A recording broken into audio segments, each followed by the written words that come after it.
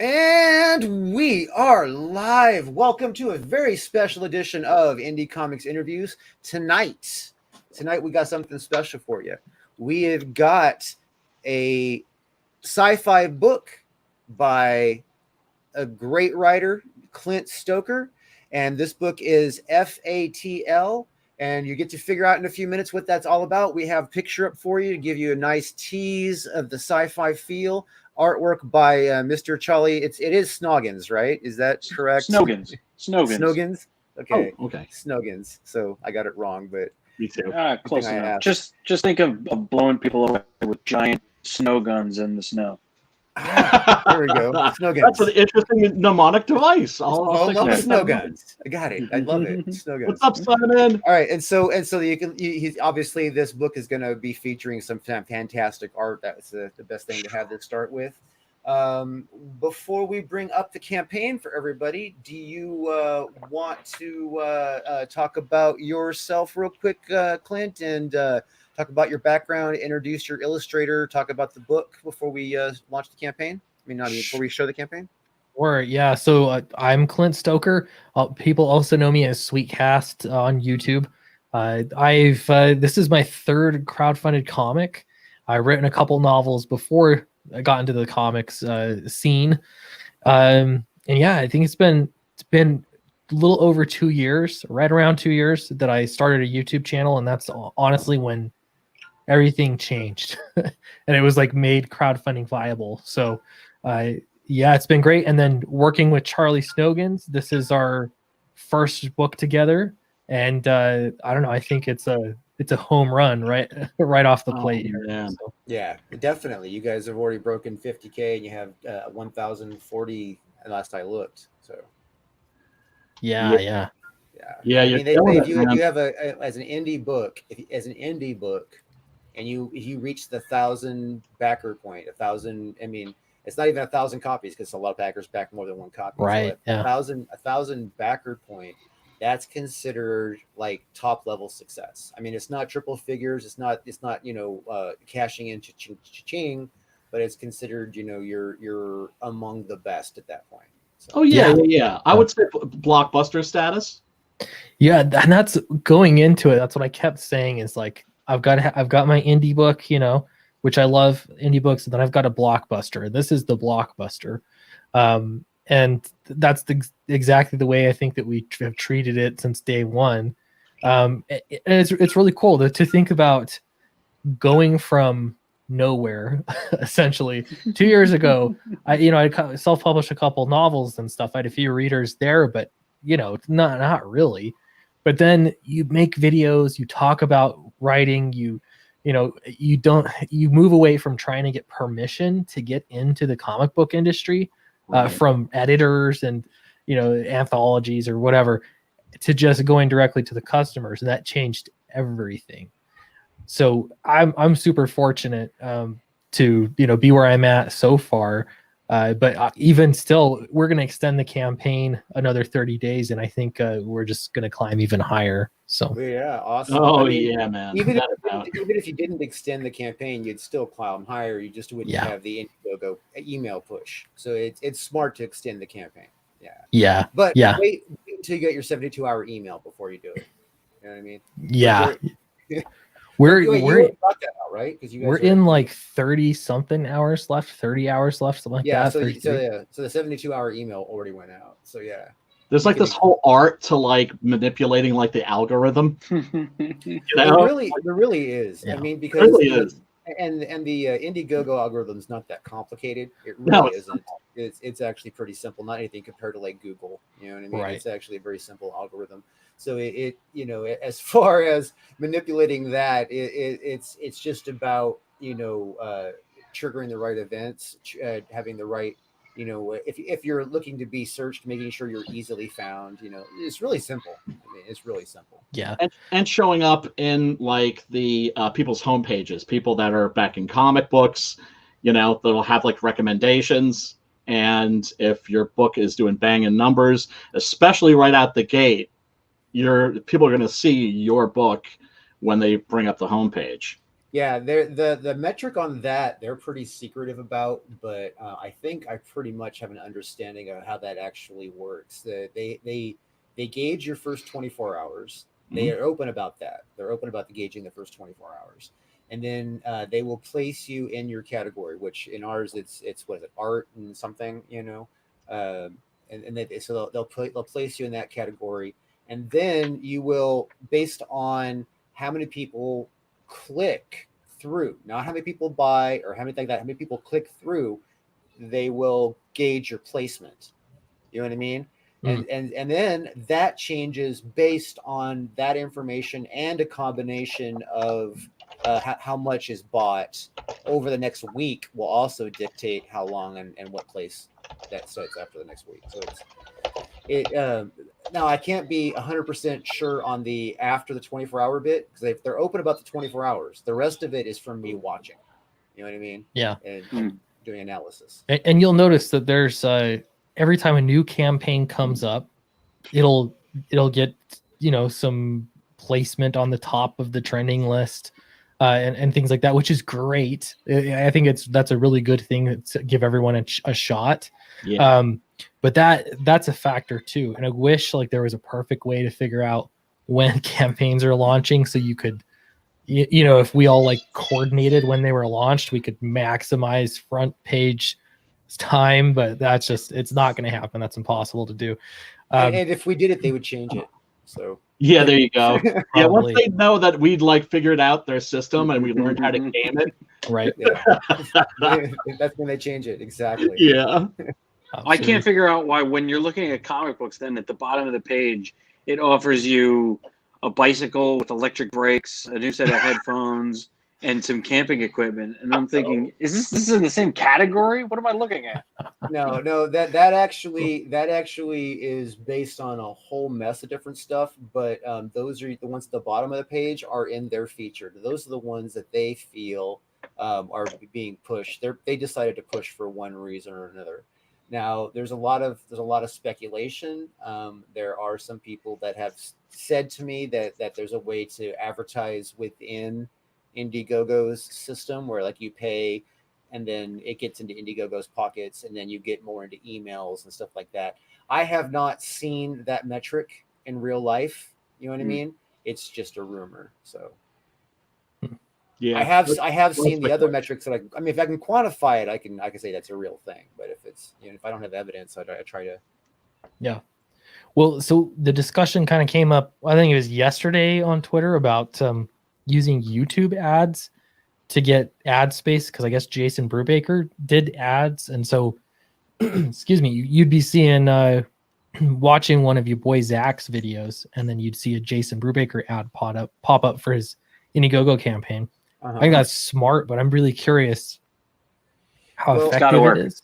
It's got to be effective, because I would say that it's got to be effective. I don't think people would click the link as much, but if you do it for branding's sake, that it would definitely be effective. Because if you're watching the thing and the ad pops up, depends on how much the ad costs, probably too, to figure out. There's some of the like backer kit. They'll have, hey, we'll send you out to a mailing list, but you pay all this money, and then the conversion rate is like abysmal, right? Like 0.02% or something. Yeah. Well, the beauty of Facebook, I mean not Facebook, but YouTube ads, is it's all on a bidding process. Right? Yeah. So you're only bidding against other people who are already bidding for that slot. You know what I mean? So it could end up being very cheap. And then so you could pick and choose your ad buys based on what their values are. Like so if someone is going to have 25,000 watchers on their live stream, and maybe those ads are going to be pretty expensive. You know what I mean? Just based on their numbers alone. Right. One of the things I found. I'm sorry. Finish your thought, Drew. I was saying because of the bid, and then the other reason why I think that it would work is because you can target specifically what ads you run your advertisement on YouTube. So you can actually say, I want to be on, I can bid for this one and this one and this one, and I want to be on this one and I want to be on this one. You know what I mean? So you could actually, makes sense. And then if you're not going to get your click through, right? There's two approaches. One, you're not interested if they, how they want to skip the ad. You don't want to annoy them. right? By forcing it down their throat. You just want to get your brand across because they're not going to buy right now. You know what I mean? So you think, okay, I want my brand in the first 5 seconds. Whatever the first 5 seconds is, that's where I'm put my message. And then I'm going to make a big ass long video. So they're going to skip it. So I get the cut rate. Oh, there you go. There you go. There you go. Skipped it. Yeah. One of the things I found really interesting. I'm sorry, cut you off, Cliff. Go for it. Okay. You're good. Yeah. I put Six Gun, like just a trade paperback, on Kickstarter as an experiment, right? No promotion, no posting links on Facebook and Twitter and that sort of a thing. I was like, what will happen if I just put it on there and just leave it? Because one of the things that we do in this indie comic scene is we'll do experiments and then we'll share the results with our fellow indie comics creators. And it did well. It made about like $3,000. But what was interesting was within 24 hours, my email was deluged by all of these different companies and individuals saying, pay me and I'll market your campaign. Like, that's like, enough to the point where I realized, like, holy crap, this is an industry. Yeah. Right? Yeah, but it's the one that can be trusted. That's the thing. I don't definitely not. I've seen those emails and I'm like, these they're like misspelled and stuff. I'm they're like, so shady. Kind of shady. You know what I mean? They're really, really shady, dude. But I just found it interesting because I never got that with Indiegogo, but with Kickstarter, holy crap! They sell your information immediately to people, which is crazy. But I ran a crowdfunding campaign on Kickstarter years ago for a trading card game. And it was the same thing. It would just be you being inundated with these guys, but you have to be careful because I don't know a single one of these big campaigns that used one of those kind of marketers to do their campaign. Do you know what I mean? Yeah. Any big campaign that you know of that's done well or successful, there's a reason. Like they already have their own social media presence. They have some kind of name recognition, except for that potato salad campaign, which was just for the memes, I guess. But Clint, forget all that, dude. I learned little nuggets every day. You launched a trading card game? I did, yeah. This was a few years ago.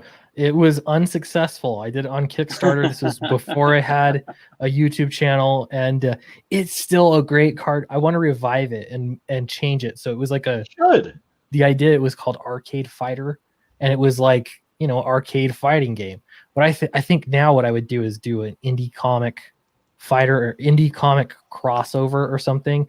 And you could have Six Gun Gorilla in it. You could have, and the game would be there. You would just add characters, and it could kind of grow and expand. So awesome. I've been wanting to do it for years now. Do it right across Comicsgate.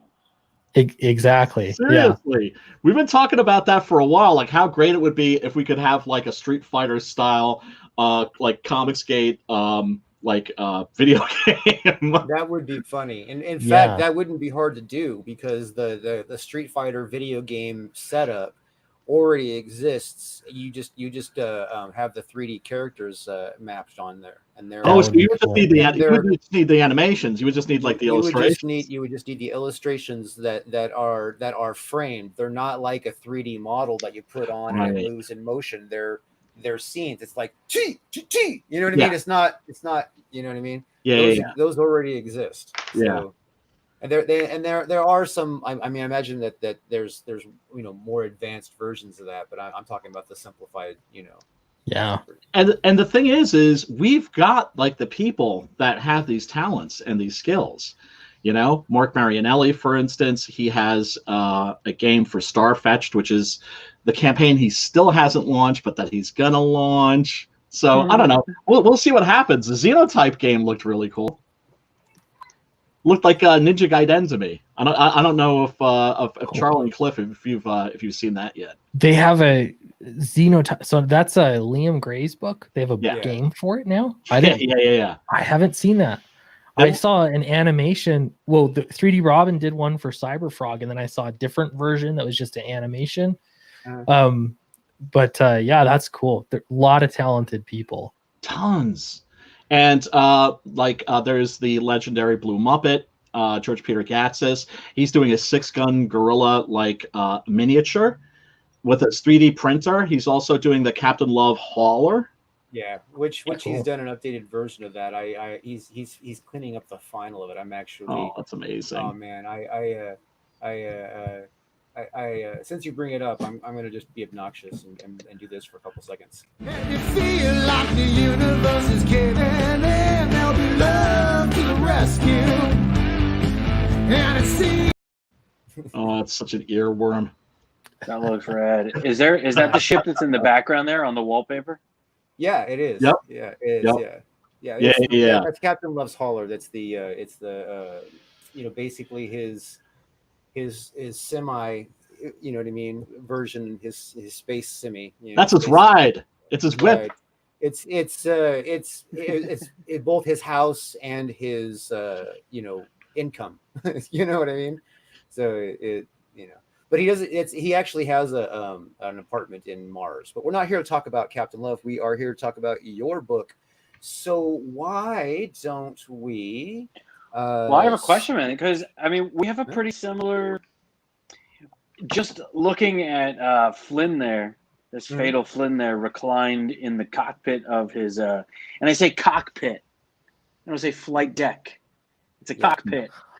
And you silly little teeny boppers out there that can only giggle when I say cockpit, get in the fuselage.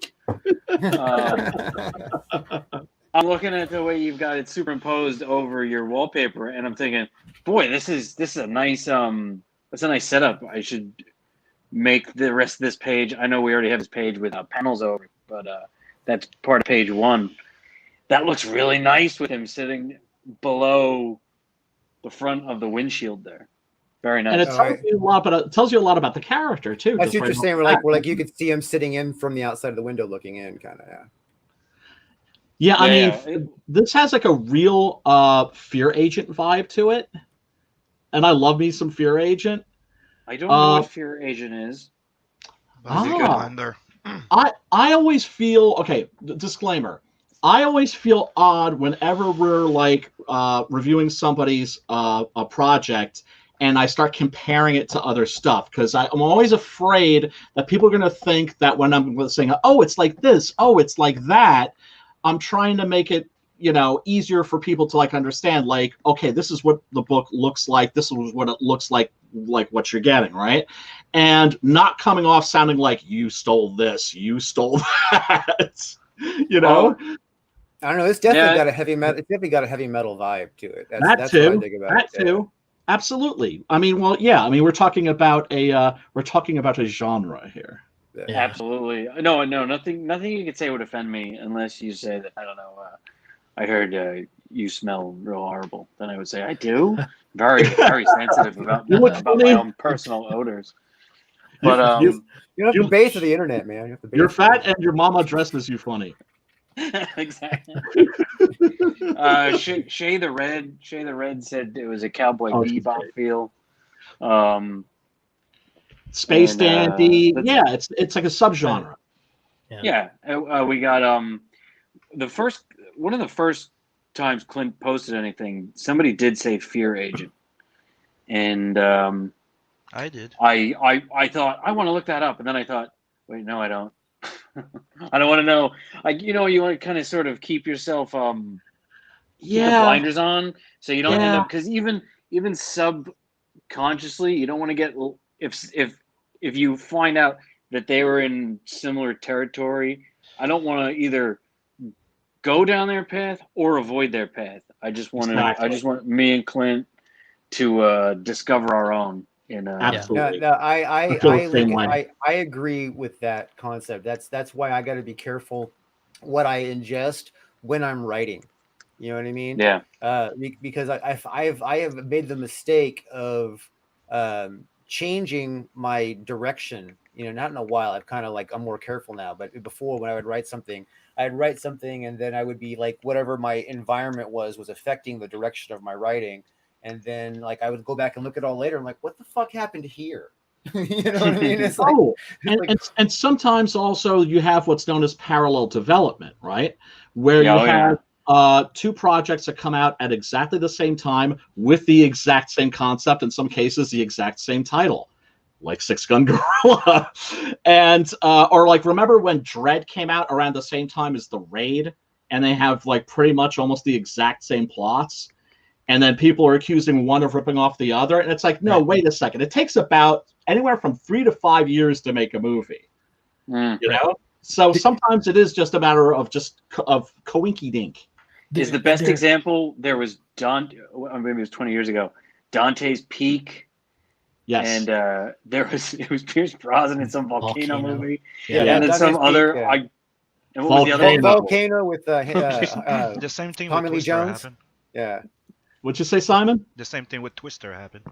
There was like two tornado movie coming out at the same time. In the 60s, there were two movies that were released simultaneously that were about the Oscar Wilde trial, and both of them were taken from the actual court transcripts. Yeah, but before you can know it, like there was one big advertisement for one big budget movie about one subject, and then you had one TV copy of it, then one small budget, and then the first movie would come out. I know. Like this, it was a pattern. Bang that shit out fast, son. Yeah, I think it's built into the way humans think, because even like with zombie movies, I watched a documentary about this one time, but they're very cyclical, and you can relate them to current events. When certain events are going down, there's more zombie entertainment, and people are more interested in consuming zombie entertainment. Anyway, I think that's how it works across the board. So I think that there's probably like the natural disaster movies.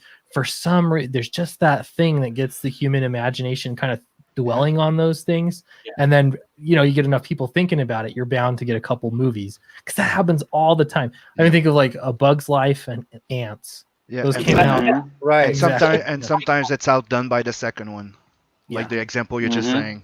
Bugs, Yeah, and then sometimes you get something like Dread and The Raid, which are both sometimes like...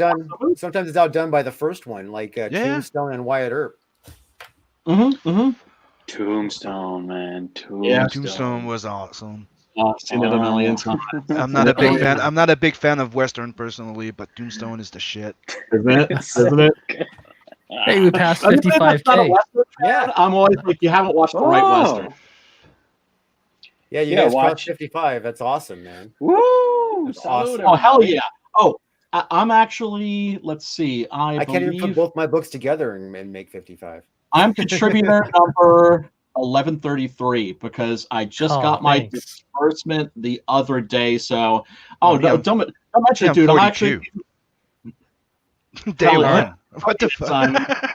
Well, I was waiting for my disbursement. I was a broke ass bitch. Now I'm not a broke ass bitch. Now I can back it. Now you're a high roller. To be honest, for backing. I didn't back a Downcast. Was it your first book? Yeah. But that one was in my zone. Yeah. So I got in on day one. No, I appreciate it. Yeah, it's I don't know. That's the kind of the cool thing, is just trying out different genres, and I don't know. I'm convinced that once you hit the right kind of IP that speaks to people, you gotta just go for it. I think like Ethan is smart to be developing Cyberfrog the way that he is. Oh, without a doubt. Well, I definitely agree with that. I mean, you can't just like bounce IPs around and like have a whole bunch of different IPs and expect any one of them to take off as a series by itself. You actually have to build the series. Right. I mean, Hey. I have the Captain Love series, so obviously that's what I've been doing. What's he got there? Downcast. Copy of Downcast. How does it smell? That's from API. Clint, your books smell terrific. This is not only well written, not only beautifully illustrated. By the way, I love the embossed covers. Yeah, thank you. The way that pops, but more importantly than the content, the smell. Very aromatic. Very aromatic book. When I got the first now Downcast 1 came in on one pallet.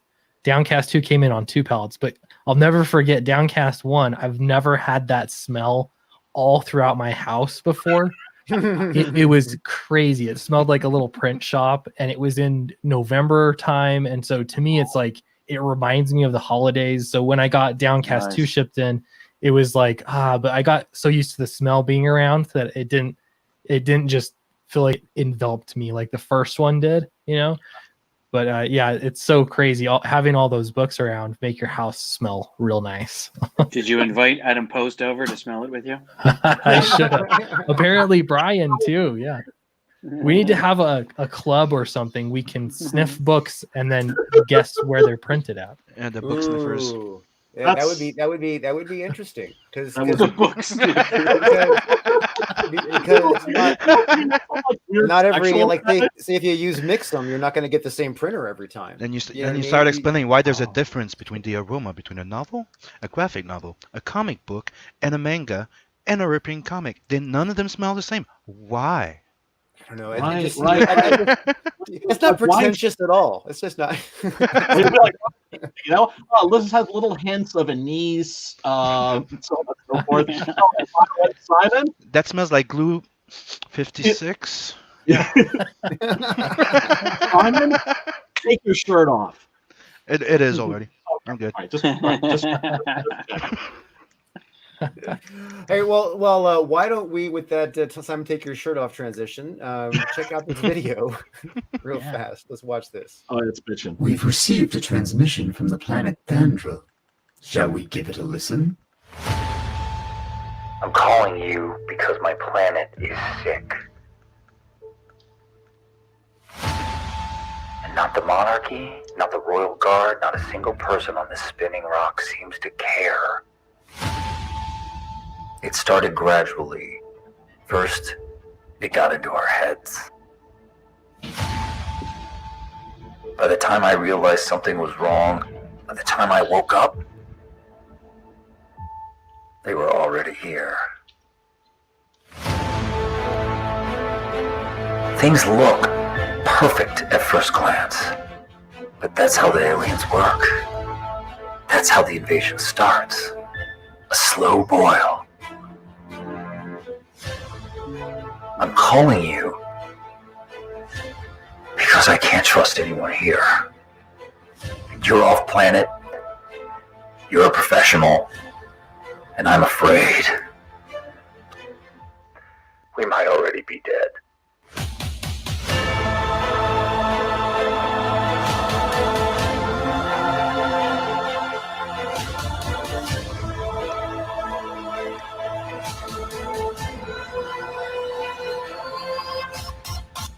Flynn? How shall I respond? It's a job. Let's suit up. Booyah. Booyah. Oh, man, that's badass. The art, man, the art just looks absolutely spectacular. Just killer. Thank you, sir. Thank you very much. It is amazing artwork. Stunning. I was definitely impressed immediately when I saw it. Right? So. That's Make the it thing all about sexy. The same. You want a hot, sexy speeder. It's not just the girls that are pretty. The speeder is sexy. They're flying around on their what did we call it, Clint? Rocket hopper. Yeah. The rocket hopper, as Fatal Flynn is bouncing off the front of it there to deal with these two brutal lizards up on the cover. Yeah, man, it's if everybody's coming up, I mean, the idea that I always come back to is we're not trying to reinvent the wheel. We're just trying to make one good one roll. You know, we're not going to reinvent the wheel. Push it further. Yeah, just make something cool. Just make it roll. That's all. Yep. So. And definitely sorry, I don't mean to cut you off. From like a writing standpoint, it's to me, this is paying homage to classic comics and what made them great, I think. And like Stan Lee writing and things like that. Like again, yeah, it's again just back to basics. What do people love about comics? What do I love about comics? And how can we do that? Make this just a super fun book. So Yeah, I mean, essentially, we're looking at and seeing Marvel's dropping the ball and Star Wars is dropping the ball. So I don't know. Here's 2 parts Marvel and 2 parts Star Wars, and 2 parts Clint Stoker to stoke your excitement. And each page, these are the interior pages. This is not a cover. This is the fun you'll find throughout the whole thing with the gull up above him there. That's the ship that he came out of. And he's on the side of this barge blasting these monstrosities that are surrounding him as he shouts into his comm link on his wrist. And then those 3 panels on the side, you see the little rockets come out of the sides, and then they come sidewinding out all around as he's in a little bit of trouble hanging onto the side of this floating barge outside of the city. Nice. Yeah. Is Vaughn here? Who just said nice? Nice. Wow, more voice actors in the room. That was Von Kloss in the trailer. Oh, it was. Yeah. That No, was. he's great. We love him. Yeah, The voice of a generation. He's a regular Yeah. hangout on Monday nights on Horror Talk here. So Yeah. it's great. Yeah. This looks like an action-heavy comic too, as opposed to like the comics that we have nowadays, the whole Brian Michael Bendis approach, where you have pages and pages and pages of just talking heads. Yeah. Yeah, Yeah, we come out. The first 10 pages are all action, where this character Flynn is realizing he's in over his head. This is page 1 there that you're looking at, and as he's just about to the floating drone that's above him, Eldridge. That's who you hear right in the beginning of the trailer. Flynn, should we accept this message or whatever he says? And they have their little back and forth. Clint's dialogue is toppermost of the poppermost. They're, he's sort of a little bitchy robot talking to this guy who sort of doesn't want to go. It's a day of school. He doesn't want to get out of bed. He's in his favorite chair and is in the cockpit, and he doesn't want to get. He doesn't want to get up, and he's waiting for the. What is it in the dialogue? Yeah, they're waiting for the credit. Basically, it's like they're only going to go to this planet to help if there's money involved. They want to make sure that they're going to get paid because he's been screwed one too many times, and so he kind of is getting paid.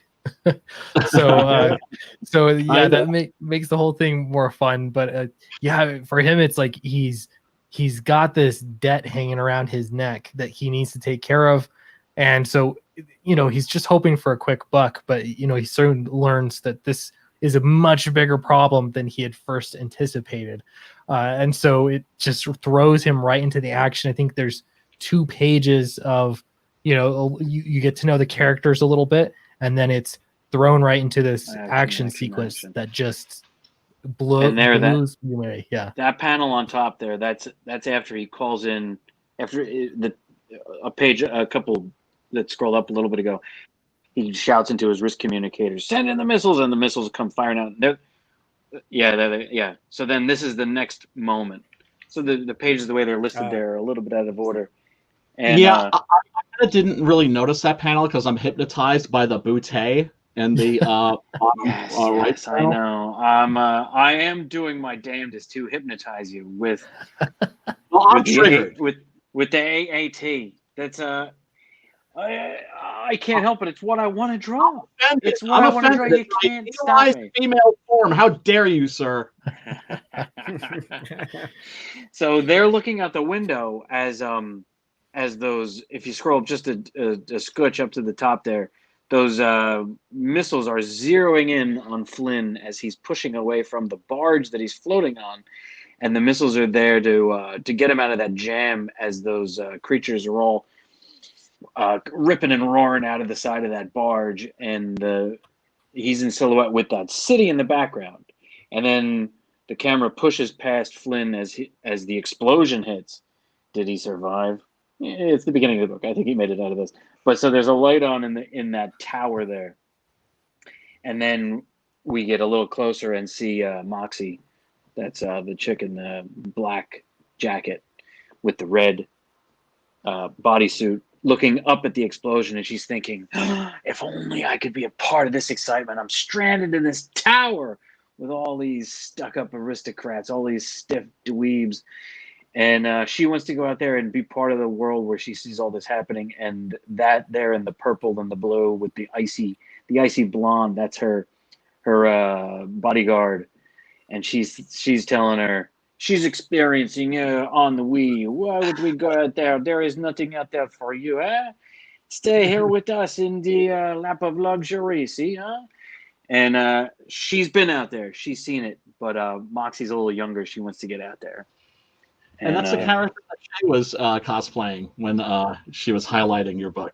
That's right. Yes, indeed, man. I was so stunned when I was talking to her for a few minutes, and I thought, what's with this girl and the blue lines on her face? Oh! Queen of cosplay. Yeah. Yeah, like she goes all out. She made herself invisible for Monster MD. Oh, excellent. Oh, that's fantastic. She was really fun to talk to. Yeah, she's great. I really want to give you serious props on your panel work here. The way you approach your panel and this is like super creative, top notch. This is the shit right here. You have the missiles coming in with their trails, and then you got her smoke stream coming up in the mix. Out of the frame, you know? Yeah. You won't see this in like a Marvel or DC comic these days. Well, it's combining frames. The combining frames at the top here. I mean, basically the last panel is the whole thing, but as you get up to the top, they're combined and creatively compressed. It's beautiful. A piece of art. It's really nice. Thank you. Absolutely. The Dr. Drew, the Doctor of Love, Mr. E. If you look at it though, if you just look at the panels where they would cut off, the original plan, this is always what happens to me. The original plan is the icy blonde really wouldn't have had much room other than the corner of her face and the hand. I just wanted the hand with the cigarette holder in the foreground. Right. But once you start drawing any anatomy, especially pretty lady anatomy, you just want to keep drawing. You don't want to crop. So you started like eye candy. You started basically there, and then you you went there, and then you went there. That's right. Yes. Each bit just kept getting better and better to me. So I thought I can't not include the rest of this figure. Man, I wanted to draw the feet, but they were off the page, and I thought I can't shrink her anymore. It's just gonna be how it is for this moment. I think it's been a good decision too, because Kit, that's her name in the foreground. Everybody is asking about Kit, and it's so fun to see people saying like, "Are you going to do a backup story with Kit's like history in it or something like that?"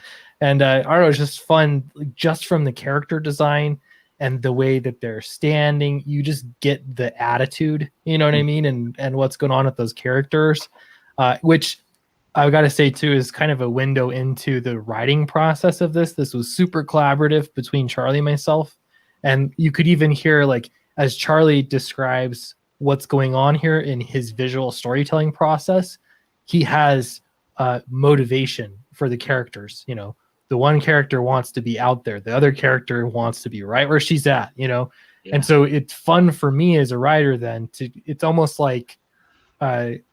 I don't know. It's just so fun, sort of taking that direction and going with, how do I highlight this and just make it, underline it what's already being shown visually because we're writing this Marvel method. So what you're saying. Wait, hold on, just a second, right? But what you're saying reminds me of what I try to communicate to people when I'm telling them why I have to write for my illustrator. It's like people don't realize that your illustrator is going to come up with ideas that might change the direction of something that you were going to do. You know what I mean? And so it's like you outline everything, but when you actually write the rights, you know what I mean? It's like if you write too far ahead, your illustrator is going to screw you up. It's an interesting kind of process just from a writing standpoint, because if you outline it, when you actually get in there and you're writing dialogue and then you figure out that the story beats don't quite work the way you wanted to, you don't know those things until you actually get in to the heads of the characters. You find out that dialogue, or that this character really wouldn't make this decision because that's not how they act. And so you have to be able to navigate those things. And that's why I think it's kudos to Charlie, because he is a very good storyteller.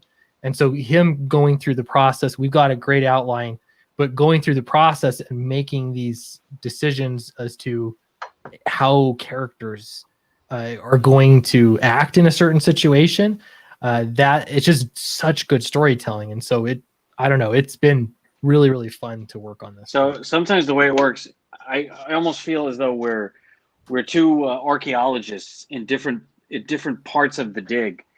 And sometimes I'm sanding something off, and I'm saying, "Is this an ankle bone, Clint? I've just found this. Is this an ankle bone?"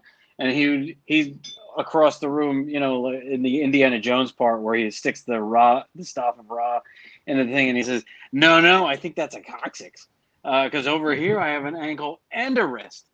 And then, when we put this all together, I think if we're doing it honest, because we're trying to be honest, none of the characters are Clint, and none of them are me. And none of it is propaganda where we're trying to get you to think something. We've just sort of sketched out ideas and then almost put them into play on a world that we started building, and they're going to go where they go. Right. And a lot of times they end up in scenes where I was just saying to Clint last night, I don't want to draw that. But it's sort of, it started spinning, and where it lands, that's what we have to do. It's not up to us anymore. It takes us where it wants us to go. That's when you know that things are working. That's when you know that when the story starts telling itself, and when the characters start sort of thinking for themselves, that's when you know that what you have is something that's alive and vibrant. I always encourage my my fellow comics writers to embrace the collaborative nature of the medium, which is to say, you can't be like, this is my way or the highway, or like, if your artist comes up with an idea better than yours, you can't be like, oh, well, no, my idea is better because it's my idea. You have to, it's all just about the finished product. You have to kind of put your ego aside. Absolutely. Yeah, the ego could get in there. You got to let your ego out of the way. All right, so now you're on the page. That's the double page panel where this is after 10 pages of action. There's Moxie is on the far left there, and the explosion is behind her where our hero is up there in the sky.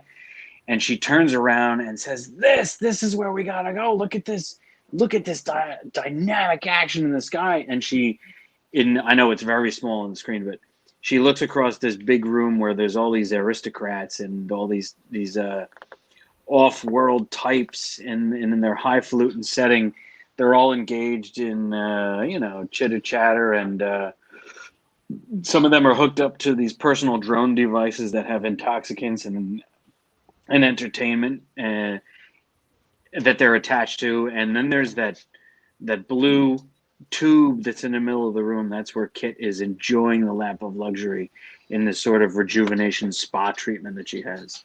And there you see the other angle of her as she's smoking on the stogie and looking across at Moxie saying, take it easy, kid. Take it easy. You don't need to go and see all this. And Moxie bounds across the room, and in that bottom panel that would span the 2-page spread, she's in silhouette as she's climbing up the steps of the little hot tub, and she's telling her more of this and that. And and then the wheels are set in motion. And if you go down one more, you see, there you go. That's right before, right there it is down there. That's right before Flynn realizes he's in real trouble. He's hanging off the side of this floating barge, and the pristine city is below and behind him in the background there, with your golden ratio swirling around. And they designed the city well, and it's nice over there, and where he is, it's filthy. And he is in the thick of it as this wave of beasts is cresting over him, and he's just about to pull his helmet and mask down and call in for the reinforcements. And the story, which was this scene up here. right there, the top left, you see the mask come down. See it right there. There he is. The mask is coming out from behind his collar and over his head. Because he was thinking, easy job. They call me in, bust up a few of these critters, and before you know it, he's realizing they're stronger than he thought, they're more vicious than he thought, and there's far more of them than he thought. And everything goes completely sideways for this guy who thinks he's there to make an easy buck. I gotta say too, on this page we had Eric letter it, and the only instruction I gave him, I gave him script with dialogue, but I said, show off. This is your page to just show off, make this thing look awesome. And I gotta say, I think he knocked it out of the park. Just one page of lettering here. But it's like we've got Eldridge talking, robot voice, how he's going to handle that. That's always an interesting thing to see in comics. He's got shouting, how is he going to do that? Sound effects, everything all up on this one page. So I don't know. It's so fun to see this thing coming together, and I can't wait to get it to people. Oh man. To me, it's such a fun process. Because I know some people, they get bogged down by the logistics and fulfillment and all the stuff. It's like whenever I found myself starting to get a little bit down, I kind of smack myself upside the head and go, wait a second, we're making comic books. Yeah. Can't be depressed doing this stuff. You have to. I just finished fulfillment with Downcast, and it's the same thing. And you get into even in marketing things, it's like you got to step back and remind yourself that this is a massive opportunity to be making comics. And I know before I was making comics, I just wanted to make comics desperately. And it just seemed like expensive and out of reach, and you have to have someone's permission to do it, Yeah. And so it's just tough. But yeah, so I think that definitely is important. You take a step back and just say, I'm doing exactly what I want to be doing. And it'll change your perspective. Absolutely. It really does. We got Pops in the chat here. Oh, what's up, Pops? On Facebook. Hey, Pops, how's it going? Good to see you, man. Yeah, Pops is a good comic book promoter.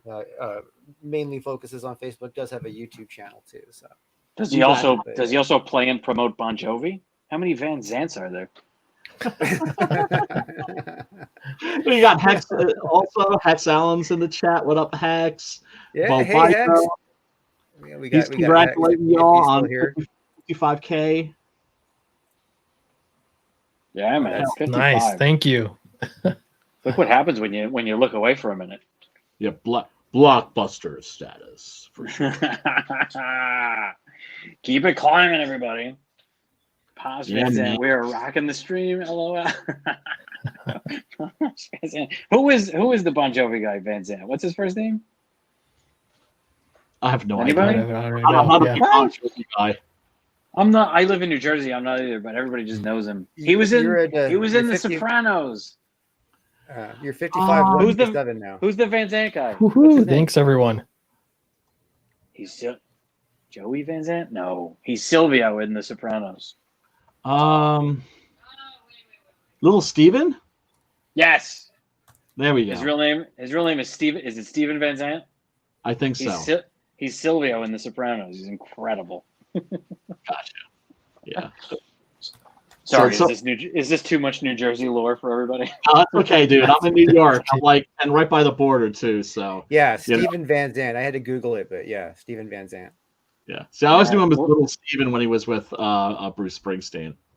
Yeah. Where are you on the border? Where nearby? I'm in Nanuet. I'm in the land of the shopping mall, Rockland County. Nothing out here with shopping malls, brother. Are they all desolate now? A lot of them are, dude. Nothing seems cooler on Earth than a deserted mall. A deserted mall seems like it's the only place I've ever wanted to hang out. That's how I feel about old factories. Yes. Or if you ever like there's a historical buildings are real awesome, especially if they're not like set up for tours yet.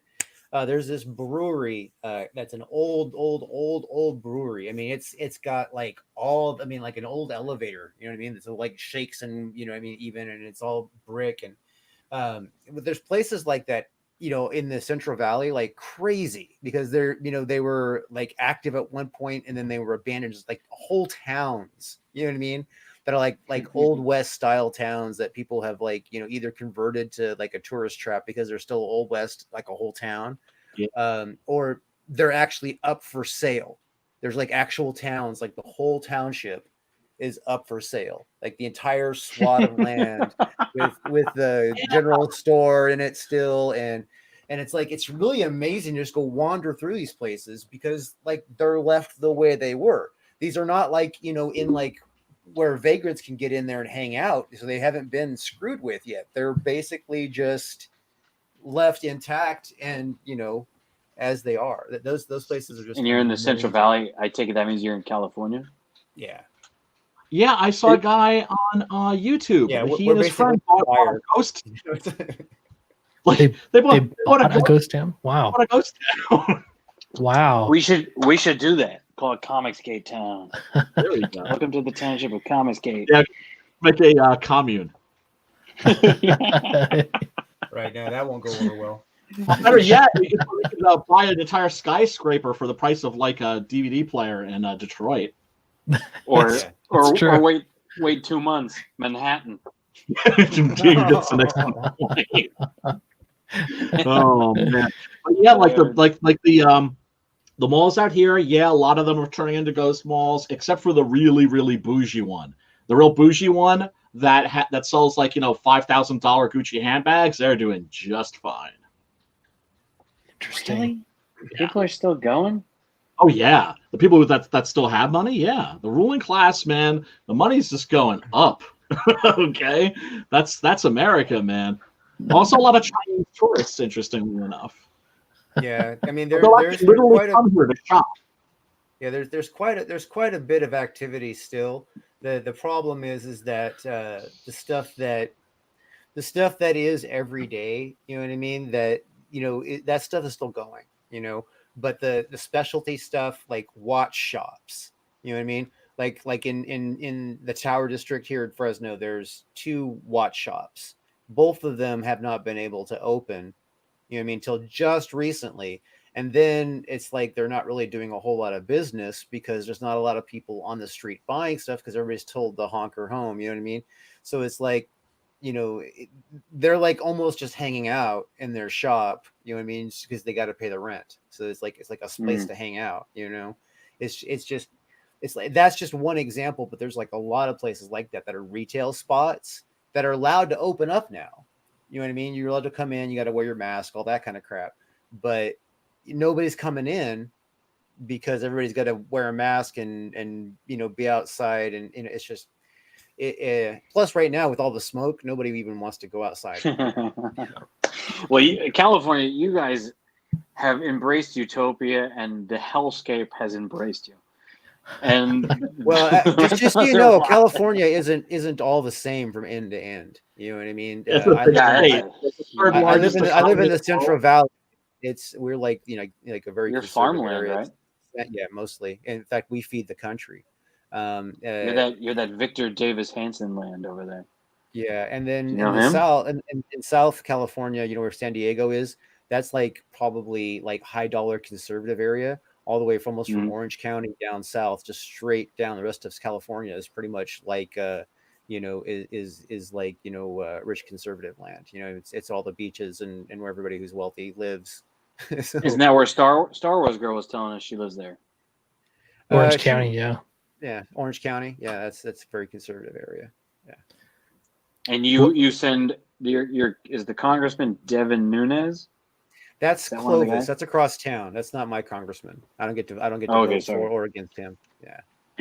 But he's actually in Clovis. He's like on the edge. Actually, my congressman, you know, I don't live on the countryside of town. I live in the more urbanized suburbia.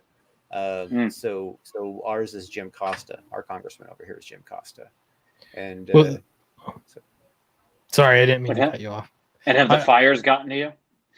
The flames have not. The smoke inhalation, it gets to me every morning when I wake up. I find myself coughing a lot when I wake up.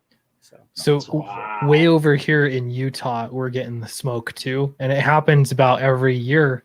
You know, every year there are fires, wildfires, forest burning or whatever. But yeah, we're getting the smoke from California, depending on which way the wind blows. So I feel for you. Yeah, you guys have a couple fires there in Utah though too, or there's out already? They're out. As far as I know, they're out anyway. Yeah. But yeah, they're efficient there. They're not a one-party state. Well, last year or 2 years ago, we had one that just would not go away. It was terrible, and you could see it coming down the side of this mountain. It was like apocalyptic. It didn't get close to me, but it was too close just to be able to even see it, creeping down the mountain. It's like, oh no, this thing is just spreading. But that was actually from the military. They have a military artillery place that practices shooting artillery, and that started a fire. And then, it was wild. I think it was 2 years ago that happened. But as long as they don't blow up Monument Valley. Yeah, Monument Valley. That's a place I've always wanted to visit in Utah. That's like it's in like every John Ford movie. Yeah. Mm-hmm. Yeah, there's a lot of that's all southern Utah stuff. That's super interesting land formations. Don't knock them over. If you knock over, like in Goblin Valley, if you knock over one of those rocks, they will hunt you down. Not joking. I have a singular experience with Utah. I drove through it both ways. You know what I mean? On Interstate 80. So I know Utah, like when you come out of California and all of a sudden just like, big drop and you're like, all of a sudden you're in like these salt flats. It's like just salt flats for days, all in I-80. Yeah. So I've crossed done that. east to west. Yeah. Yeah. East to west. Yeah. I was from California to Ohio and then Ohio back a couple of years later. Yeah. Oh my God. Nice. Yeah. That's quite a drive. You need an F.T.L engine, my friend. Nobody needs to drive that. It was not a pleasant drive. It was not a pleasant drive. Let me just tell you, it was. It's boring. Going down to Vegas from Salt Lake to Vegas, it's like the worst ever. Like there are a couple things you'll see, like, oh, nice. There's a little bit of red rock, but most of it's just sagebrush. And you're just like, why am I here? I trip out on the random pieces of art that are just stuck by the roadside that are just like these like 40-foot giant iron things. Just like, what the fuck is that? And who put that there? The aliens did. There's a lot of those. The aliens did it. Right. Aliens. So you're a sci-fi writer. Oh, and now Clint has been forced into the situation. What is your favorite sci-fi that puts you into being a sci-fi writer? You're asking me or Clint? You. Okay. My favorite sci-fi that forced me into being a sci-fi writer. It's kind of hard to narrow it down to one. Or did your cat just make you do it? That guy that's my leaving. Cat forced me. Cat twisted my arm behind my back, and they're vicious. No, it's okay. So like, it's a combination between things. Like, like it's definitely like the feel of Flash Gordon and the story of Buck Rogers were pretty heavy duty when I was a kid. The heavy metal series was something I read a lot, and there was a lot of sci-fi stuff in the heavy metal series, out of the magazines. I would say that the influence probably comes mostly from I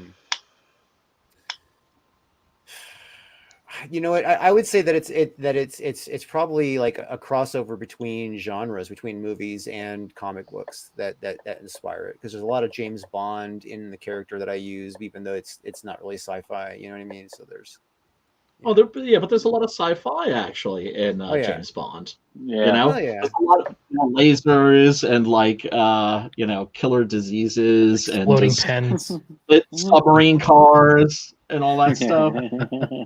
Yeah. Yeah, I would say I'm much on the lighter side, right? Because I grew up reading John Byrne's Fantastic Four, Okay. and while it's Oh, all wow. superhero stuff, it's all sci-fi. It's just it's slipping under the radar to be superhero stuff, but it's all outer space. They're in the ship. I mean, nobody's dealing with how many hectares of fuel they have left to get to the planet. Yeah. Let Reed worry about that stuff. You Yeah, know, that's right. they're all just interested in like those characters from the negative zone. You know, Blast Star and Nihilus, all those. That's right, man. That's all I cared about. Me and my kids, we read the Jack Kirby and the John Byrne Fantastic Four over and over again, and they love it. And it's so you can explain the magnetic spectrum to them, right? But or at the same time, just man, they went through a tube and it's the negative zone. Like, don't worry about it. Don't It's more like how Superman handled sci-fi, because there was a lot of sci-fi in Superman, because Lex Luthor was like this mad scientific genius and he created all these fucking crazy things. And then there was Bizarro World, and then obviously Superman came from another planet, so there was always alien invaders and with super tech and that kind of stuff. So I remember a lot of that when I was a kid. But I still don't see it as sci-fi, because Superman as sci-fi just doesn't connect to me like that. You know what I mean? It's weird. Me, I grew up. Well, I have a problem with the movie, because I did show my kids the first two Donner movies, and I said, "This is Superman," right? And they watched it and they loved it. But I had real reservations, because they're 4 and 6, and I was thinking, do they need to see Lois Lane die? That's one thing. But even worse, I was thinking, do they need to see Superman reverse the Earth and time? Right? That's damaging. That's a damaging concept that nobody needs to see. The Earth would have flown off its axis. It would have fucked everything up. No, it's Yeah, just terrible. that was a little bit It's off. one of the worst bits of writing I've ever I seen. know. Tom Mankiewicz, shame on you, because it was Tom Mankiewicz who actually did that. Mario Puzo actually, I think, quit, in anger and disgust over that, because he was like, if he can turn back time, that means he could do anything. Yeah. Right? And Superman needs to have his kryptonite. He's got to have some kind of weaknesses. He has to have some kind of limitations.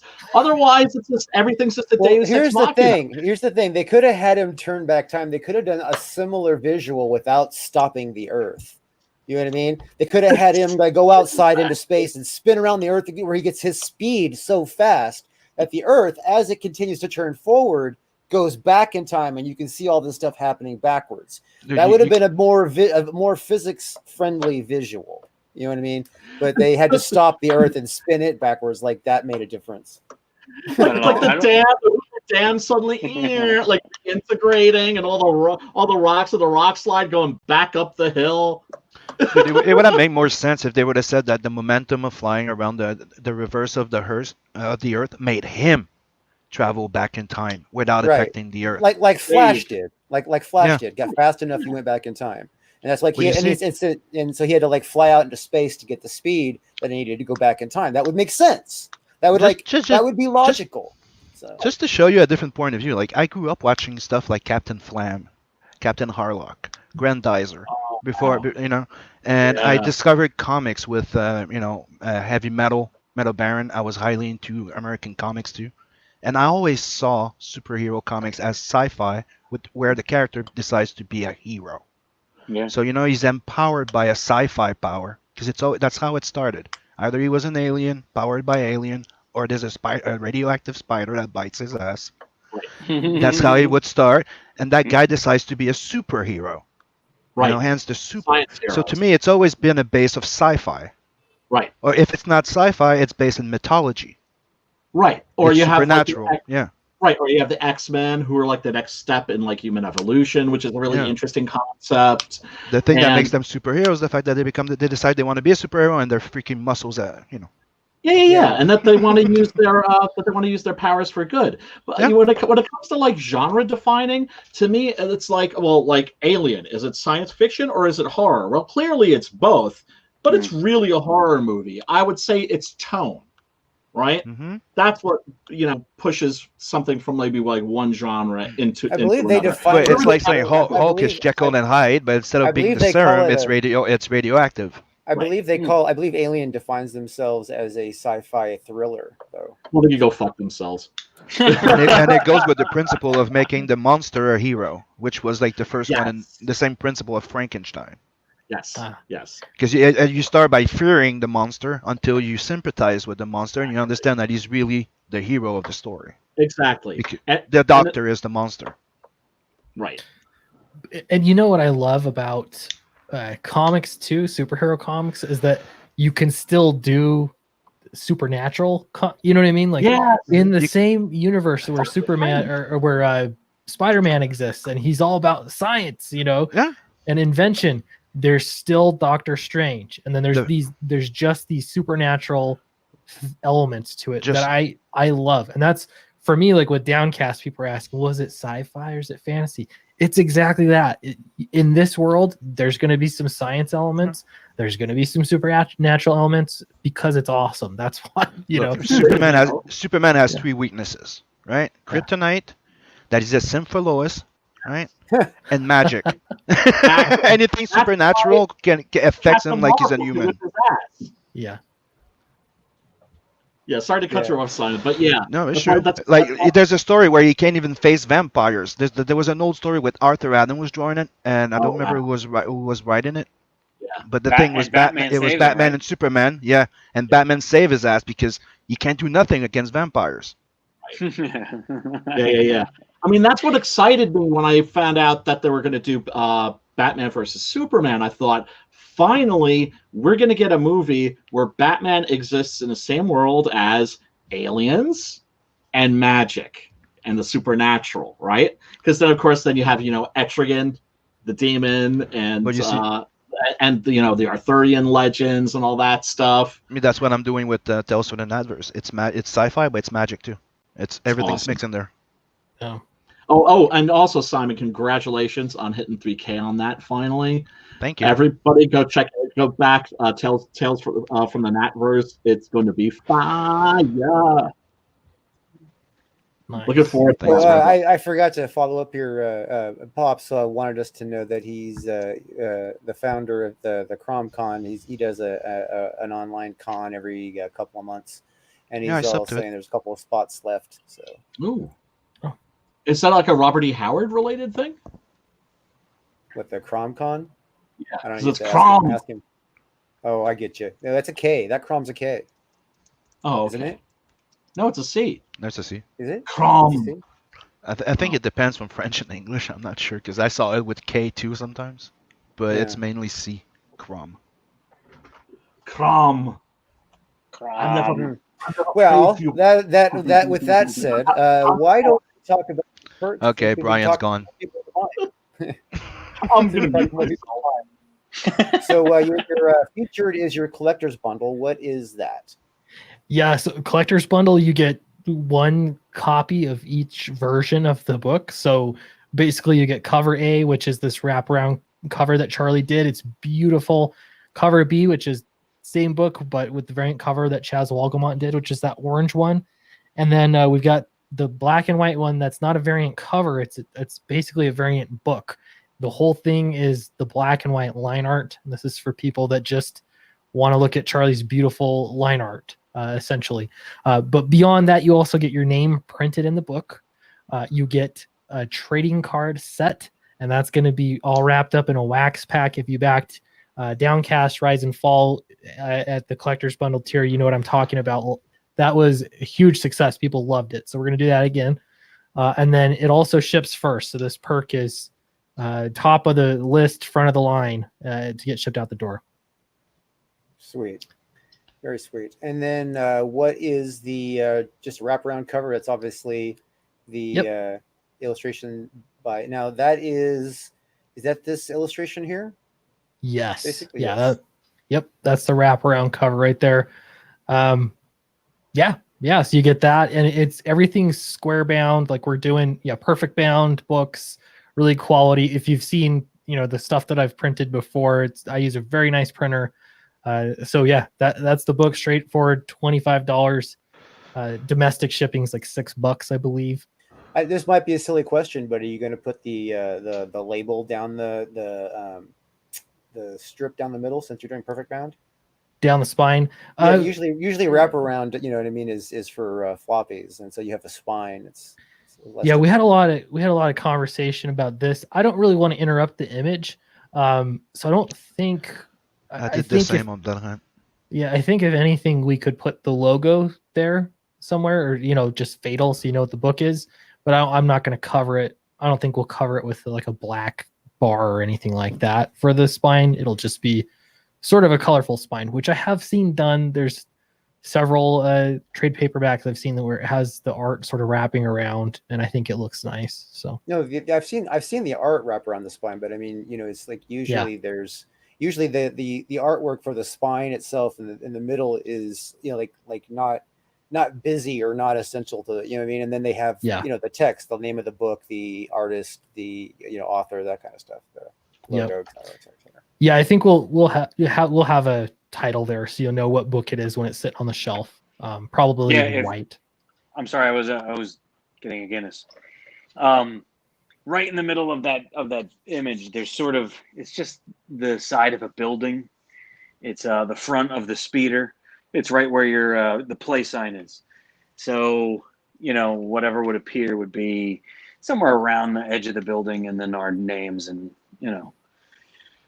that's about it. So it'd be pretty simple. The image will just continue right around it. Classy. Yeah. And then if you guys want to, I know how they print perfect bounds. It's always that's knowing that it's all one piece makes it a little bit more of a challenge. So. Yeah. And then we'll get the Brian Christigal blur. It'll go, up above the girls on the speeder up there, where he says, I've written and read many books from all sorts of sci-fi, and it was only this one that made me take off my pajamas. Awesome. I'm looking forward to reading this one, man. Seriously, this book is like a lot of fun. It does look like a lot of fun. And Downcast was just really entertaining, and dude, what especially impressed me was how much, not that the first one wasn't really good, but how much better the second one was. And I appreciate that. It's always exciting seeing artists evolve. Right? That's a huge compliment coming from you too, because I've said this before, but I think that you're one of the best indie comics writers out there. I love Six Gun Gorilla. You blew me away. So that's high praise. I really appreciate that. Thanks, brother. Right back at you. Thanks. Don't make him cry. Don't make him cry, Clint. No, and he's not kidding you. There is a consensus among. I'm late to the game. Everybody talks about Six Gun Gorilla is the best thing out there, and it's not just it's Clint praises you to the sky, and everyone responds in kind. What I want, I've never talked to you about this, Brian, but what I want is to hire you to write like a backup story in one of my things sometimes, because I want to start doing that. But yeah, you're one like I want that. So we'll be in touch. Oh hell yeah! Oh dude, it would be an honor. I appreciate that. You got it, man. Yeah, and like you say too, it's like aggressive. In comics, it's like you have your turn up to bat, so to speak, where you're publishing a book and you really want to like up your game every time. And so to me, that was the big thing, is I wanted to demonstrate like this is my trajectory as a writer. And I think with F.A.T.L, it's going to be an even bigger step up. So yeah, I'm excited for everyone to read it. So we're looking at the tiers though, huh? This is the variant cover. This is by Chaz Walgamont. And so you can go for the variant cover. It's not a wraparound cover, so you can also, have one of each, see how they sit on your bookshelf. And then we added this T-shirt by popular demand, specifically with this image by popular demand. And I'm kind of a dope, so I screwed up the international shipping on this. So it is available for international backers, but just email me. I have a secret perk for international. It's all the same. It's just the shipping Once people start backing it, I can't adjust it, and so I couldn't add international backing, which drives me crazy. But Right. but yeah, it is available everywhere. Cool. Very cool. And then the book plus the artist's edition. Yep. Yeah, pretty straightforward. And that way, yeah, you get to read the book and then you get to look at the line art. Same thing below here with the Chaz Wagamont cover, if you want to go with that option. And then we have the one of each cover option, which, you know, collecting those variant covers, a lot of people like that. So that's a good option. Right. Or the one of all three. This is basically the collector's bundle, but you don't get the trading card set and all those extra, you know, extra little perks that come with the collector's bundle. Like your name in the book. Exactly. Name in the book, the trading card set, getting it shipped first. Yeah, that kind of stuff. So it's an economical way to get all three. Yeah. And then the limited print set. Yeah, this is another one. We brought this up on stream. This was one of the newer perks that we added to the campaign, and they're 11 by 17 prints that they're all colored by Charlie. They're drawn by Charlie, and they're going to be signed and numbered by Charlie. We're going to also include a certificate of authenticity, so that these prints are something special, and it's they're limited. So it's going to be certified by Lyndon LaRouche. Oh man, people! How many of those are available? 100. 100. How many are sold so far? 5. Yeah. People, move on this. Lose and you lose, as I always say. Yeah. If you want original art, you got the book with the head sketch, and I think this is an important selling point: is that the head sketch is not just on the front page of the book. It's separate, so it'll be shipped with the book. It'll be, what do we say, 9x6 Bristol board paper. You can hang it up on the wall. You can put it in a portfolio, or you can stick it in the book if you want it to, rest there. But yeah, this is just a great way to get some original art from Charlie. We've got 15 takers on that one so far. Beautiful. Yeah, original art is one of those things. It's like the variant cover thing. Like, I personally can't connect with that because it's just like, I just want the book. I don't need like 3 or 4 covers. But at the same time, it's not like we're double dipping because people want it. There's a demand for it. So that's cool. But being able to get an original work of art with the comic, that's something special. Absolutely. Yeah, and that's part of the interesting part of putting together a crowdfunding campaign is making sure that you got something for everybody. Yeah. And I've been sort of formulating the different archetypes of people that are buying comics. Right. And I think that's helpful because you got the person that just wants to read it. You've got the collector, and then I had one more, but I can't think of what that person is. But I need to refine all of this a little bit more. But so giving somebody, if you want to be a collector and there's some joy you get and be able to pick which cover you want, having something special and unique that's just for you, all those kinds of things. And so I think we've did a pretty good job with this campaign. It's still, it's always a learning process. And a lot of it is you talk to backers and they tell you what they want, like the t-shirt. Several people asked for the t-shirt. So I was like, okay, we will give you a t-shirt. So this last tier here is to get drawn into the book. You'll notice you get everything else that comes with the collector's bundle. So you're getting the collector's bundle, plus you get drawn into the book. And we're being really accommodating too with what you want to be in the book. Somebody said he wanted to have a flirtatious moment with Moxie, which is one of the main characters. That's going to happen. So that's what I'm talking about. Keep that in mind. Yeah, you want to die, we could make that happen. Whatever you want. That's great. Yeah, we could surprise you too. That guy almost read our minds because that scene is half drawn. And Clint, that was even one of the ones that we discussed. Should we, pacing wise, were we spending a little too much time on this section of the story. Now Yeah. that somebody said, "Hey, can you show me into the book?" I'm like, oh, all right, we're not cutting that out. You're in. Have we got the scene for you? I know it was too perfect when he brought that up. I was like, oh well, we know exactly where this will fit in pretty well. So Excellent. Oh, man. Yeah, if you haven't read Blood Hunt, like Simon, whacks a lot of the CG creators in that. yeah, It's funny to go into the book and be like, "Oh, hey, that's Mark's head flying across the room." Hey, there's Drew. Yeah. Oh, Cut- Drew's getting cut- There's messed a up. there's a scene where he's going home to relax. He's like, oh, let's watch some CG flicks. Yeah. A lot of Because Easter my eggs. idea was to give the idea that to put the cameo and the Easter egg in it. It's the idea behind he's one of the CG wells. Like he's killing people to fund our books. So even in his room, he has like posters on the wall.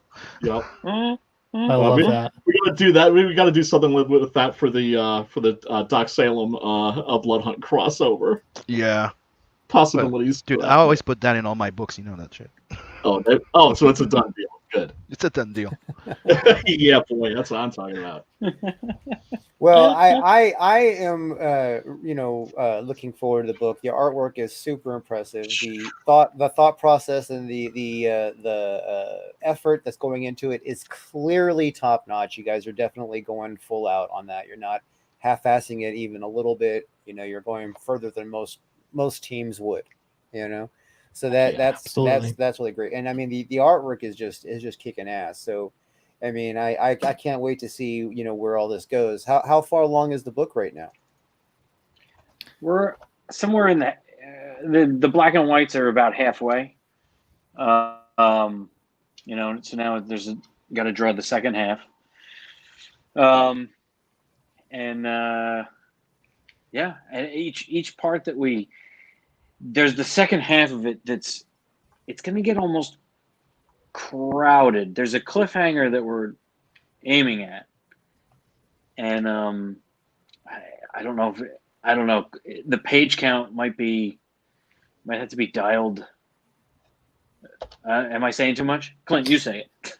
Well, we're not promising anything, but I don't know. We'd love to add more pages to do the story. I don't know. We'd love to add more, but Yeah, that's a normal problem. I went from 64 to 76 Yeah. with Blood Hunt. Well, I mean, that's the thing that's so cool about this is like I'm used to just doing like 24-page issues, right? But we don't have to stick to that now, do we? I mean, you're free. You're free, so you have as much room as you want. I mean, I work better with the limitations. It just for me personally, it forces me to be more creative. But at the same time, it's great that, if we want to tell longer stories, we don't have to hit like a precise page count, that we can just like make them as long as we want to. Now, how many pages is this going to be? At least like theoretically at the moment. So it's 52 pages for the story. We just hit a stretch goal and we're adding extras in the book. So it's going to be, what is that? 8 more pages. 64 pages? Is that, Nice. I think what I said. Which, so those are the extras, but it's 52 pages for the main story itself. Oh, sorry. We didn't hit that stretch goal. 64 pages is when we hit 60 grand. So you will. That's what we have to look forward to. That's a done deal, son. Yeah. I'm not too worried about it. Yeah, I should. But I mean, you're absolutely right, Brian. The art thrives in its limitations. Howard Stern was better when he was on terrestrial radio because he had to navigate a game. Mm-hmm. And if you strip away the rules of the game, all right, in basketball, now they can just kick the ball and everybody gets a bow and arrow and you can shoot each other and then shoot. That's a different game. You're playing a different game. You can just change the rules. And when we started out on this, there was a scene where I had naked people, and Clint said, "I don't want to do a book with." How about we make it marketable, you jackass?" And I thought, you've got a point. Something important. I want to write books that I want my kids to read. You know what I mean? I get the reading levels a little bit higher, but I don't know. It's just cool. You want a like, clean teen. yeah, the collaborate, and there's still Team. sexy women and violence and action and all sorts of fun stuff in it. But that's what was fun about it too, is just making this a collaboration. And but it does too. And even talking about writing Marvel method, there's a set of restrictions that you have, and that is almost freeing, because then you're like, all right, what is I need this dialogue to just sing, because this is we already know what the motivation is, what the action is. We're gonna make this dialogue sing. Yep. Yep. Absolutely. Yeah, and I'm a man with a what would you call it, a flexible parameters and no guardrails. I'm an artist who just wants to draw naked people. But once you're put into the guardrails of a story and a goal, then it suddenly, what will this costume look like? Well, this room changes, and now the story changes, and then it gets better, and it spirals up to the next level. Absolutely. And you didn't even mean it. You're forced there by the collaborative effort. It's fun. Yep. It's a lot of fun. Absolutely. Yeah, my series Captain Love has naked people in it. Sex scenes, that kind of stuff, but it's not porn. You know what I mean? It doesn't go that far. It's just the R-rated level. It's just like a French style. The reason why was because when I was going through and evaluating like how far I wanted to take the storyline, I was looking at what graphic novels were selling. You know what I mean? And then I actually talked to store owners as I was going to different comic book shops and asking them what moved. And Saga being the biggest mover, you know what I mean? And then he showed me 3 other ones that were like big movers, all mature rated. All of them had a substantial amount of nudity at the beginning. You know what I mean? Like they start out with more nudity, and then it thins up as the story progresses, because that's the Game of Thrones model. Yeah, you gotta hook those readers, and then once they're hooked, you know what I mean. You just gotta like feed that hunger every once in a rare while. Yeah, I mean, I'm glad that there are more all ages books that are appearing right now in the scene. I think that's great. I mean, it sucks when I've got something like with my book. I'd love to give that to some of the neighbors' kids and that sort of a thing. Like, oh, you write comic books? I'm like, yeah. And then I'm like, oh, wait a second. This kid's like 10 years old, 8 years old, and I've got dialogue that would make the writers of Deadwood blush. It comes down to the market. Like I designed Captain Love before I knew I was going to be selling it, in crowdfunding. You know what I mean? If I knew I was going to sell it in crowdfunding, that might have changed my approach. The fact that I was planning on selling it in as a graphic novel format when I first created it. It was the first book was graphic novel, and it was going to be how is it going to sell? It's going to be so it's like I gauged it out, and then I basically got locked into it because that's part of the trope now. You know what I mean? So and there's room for. That's what I love about it too. Is you got all sorts of different kinds of stuff. Fatal, it's still like teen or teen plus. I'd have to look at the guidelines. I'd say, but there's some gore in it. It's I wouldn't call it all ages. When it becomes mature, it's if you're dealing with themes that involve drugs, or if you that involve that actually have nudity, or that that are themes that are like really extremely adult, or there's a lot of swearing. Those are all considered mature. We don't have any of that. There'll be some exploding lizards. It depends on what you want to do. It's like me Tales from the Adverse, right? It's like me working on Heavy Metal magazine in the 90s. Right, so yes, there's titties, there's some sex, but there's no porn, right? It's just as much sex as you would get in Desperado, right? The biggest movie type of thing, right? And all right. Well, right. So but I have another sci-fi story where it's more like all ages. Right. There's no reason why we should be restricted to like one genre or type of audience. Mhm. If anything, I think what a lot of us are looking forward to as comics creators is showing a little versatility. Maybe like going, I want to do a horror book. I want to do like a heroic fantasy, sword and sorcery book. There's all kinds of projects that I want to do, and I know that many of my artist friends feel the same way. So. That's the beauty of this scene is that there's diversity of genre. Yeah, I love it. You don't want to get typecast too much. Yep. Yeah, crime comics. I'd love to do a crime comic. That's the reason why manga was dominating over all markets because it's you have freaking comics for doctors, for psychiatrists. You have for kids. You have for little girls, for little boys. You have for teens. You have for adults. You have for people that are like in horror. You even have porn, hentai. What? They cover every freaking field. That's how they can dominate everybody. This is the magic of what we have here. We have everything. Yes. You want a book in every section of the comic shop. Yeah. You want one in the front window, one by the bubblegum, some by the candy, and one by the back room. Yeah. It's like just be expecting that if you hit a niche little segment, that you may not be making as much as the other ones, but do what you want, and that's how you shine. Absolutely. And there's something to be said for niche marketing too. Mm-hmm. Dude, right? Every big hit starts from a niche. Star Wars came from a niche little segment that was experimental movies and sci-fi and became a huge hit. Many movies like that in horror, in every type of genre. Truth. Yeah, but you can't go into it expecting that. I mean, those are like destined to happen, but you don't know ahead of time. You didn't, like George Lucas did not know that he was going into Star Wars. No, but here's the magic word. Here's the magic word: experimental cinema. He was there to experiment. So when you treat any project that you do like an experiment, pushing your boundaries, stepping out of your freaking comfort zone, that's when you deliver the goods. Yeah, well, I just consider that being artistic. So that's right. Clint.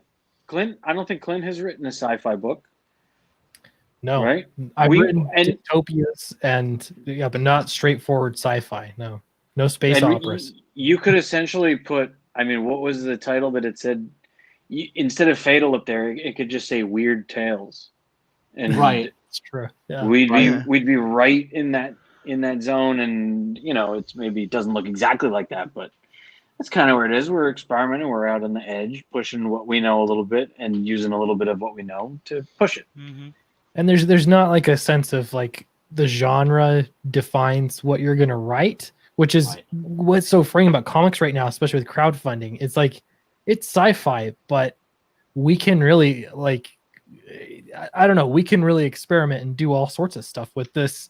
Kind of what I like about it is it's got like this 1960s vibe.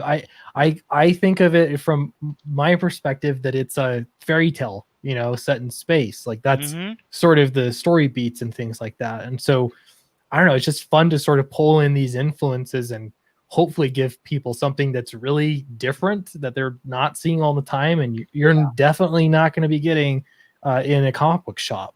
Absolutely, man. And a lot of times I drew something or talked to Clint and then said, and then he would tell me, here's what that was. And he would sort of explain to me what I was up to all right. And then he laid out an outline, and then we traveled that path. And then if you really look at it, we've got the girl in the tower. So whether she's Jasmine in Disney's Aladdin or Rapunzel in the tower. Right. There's the girl that's stranded. So if you don't even know you're doing it.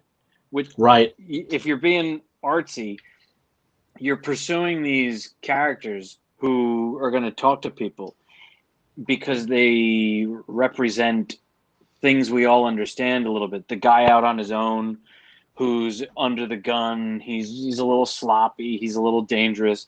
And then there's the girl that's stuck where she doesn't want to be and she wants to escape to a different world. I mean, it's even in Twilight. As terrible as Twilight is, the girl is stuck and she wants to get out. Yeah, and they're like familiar tropes but you guys find a new angle on it, mix it, make it your own. Exactly. They're the archetypes, and we've got Three's Company in space. So there it is. Hell yeah. That sounds fun. I would Well, read who's Mr. that. Furley? I wonder who Mr. Furley is. You'll meet Mr. Furley. He's there. He might explode at one point, but he's in there. Smooth. Oh, hell yeah. Fantastic. All right, so let's see here. So Fatal is at 55, 157 still. Looks like it kind of slowed down. We got maybe a little bit of sales today, but yeah, appreciate everyone for backing it. We got 30 hours left in the. We're going to extend the campaign though, but still, we're leveraging that algorithm. 30 hours and 30 days. 30 hours and 30 days. Yeah, and we're already at 55,000, which is just great. I'm really pleased with the success so far. This is definitely my personal best, for crowdfunding, so it feels good. But yeah, we're gonna keep pushing it and see how far we can get this thing. This isn't the end. This isn't the end. Who can tell me the quote? There's several writers here. This is not the end. This is the beginning of the end. This is not the end. This is not the beginning of the end. It is the end of the beginning. Yeah, that was. They had that at the end of was that movie Millennium? The one with I don't know. Chris Christopherson. Yeah, Chris Christopherson. That one. Yeah. You guys are writers. That's Winston Churchill. Yes, it is Winston Churchill. It's not from a movie. It's from D-Day. God damn it. Although growing up, I actually saw it in the movie before I had the Winston Churchill reference. So okay, right. You got to think of where you learn your reference from. Oh God, that's so true. We're writers, not historians. Yeah. Oh, dude, I'm gonna take that with me. That's fantastic. Okay. We're writers. We're not historians. Jackass. We make a I always do my research, and I always and I am like a history guy at the same time. Yeah. At the same time, I don't feel if I have a choice, like, okay, am I going to be like accurate to history, or am I going to do what's right for the story? The story is going to win every time. That's the problem with people. With a lot of people these days is they get their history from the movies. Yeah.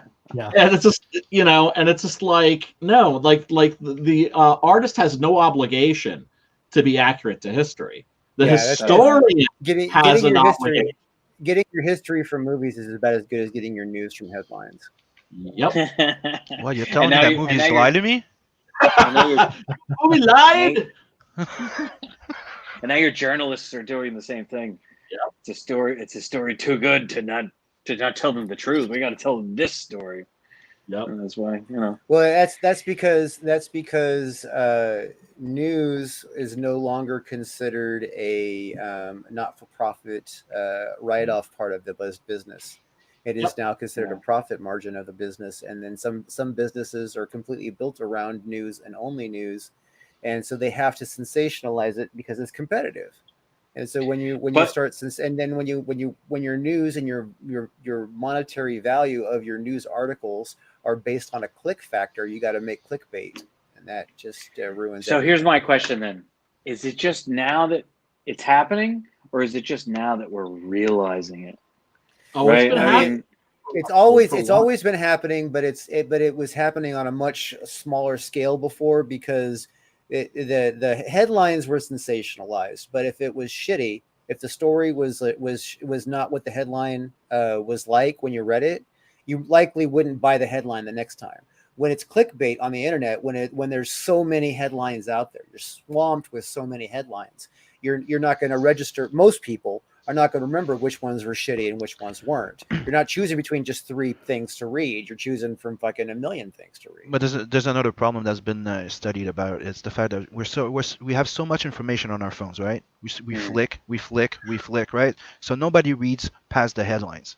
So sometimes the headlines say something totally freaking different from what the freaking subject of the thing, but it's just a thing. So people just read the headline so they get a different idea, and that's something that's been manipulated lately. Oh yeah, especially Snopes.com, where like you'll look something up and it'll say not true, and then you'll read like the description, like the actual article. it'll say, yeah, it's basically true. Oh, Trump killed somebody, and then you read the thing, and he killed somebody in a speech or something. You know. Yeah, exactly. Yeah. Well, that's all because and we've seen this especially in comic book journalism. A lot of journalists aren't necessarily journalists; they're activists.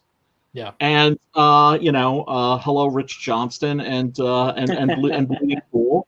They have a agenda and they're very, very aggressive about it. And there's very few. I find that there's very few journalists that they don't have some kind of agenda. It's actually kind of sad. Even people that are like I know a lot of writers. I mean, I'm an old fucker. I've been around. You know what I mean? I know a lot of guys that make their living writing, and the guys that do the journalism. They all have an agenda now, because if they don't, they're unlikely to get as much work. So right. they actually, and it's not that they can't do somebody else's agenda. That has to be their own agenda. Because if they try to write somebody else's agenda, it comes through unauthentic and it doesn't work. So it's really weird. Right. Yeah, you look like you survived going out to sea with Quint on the boat. What's that song they sing? Shit. Farewell and adieu to you, fair Spanish ladies. Yes. Farewell and adieu, young ladies of Spain. Has anybody ever said that? Do you actually look like that, or do I have bad vision and that's a tiny picture?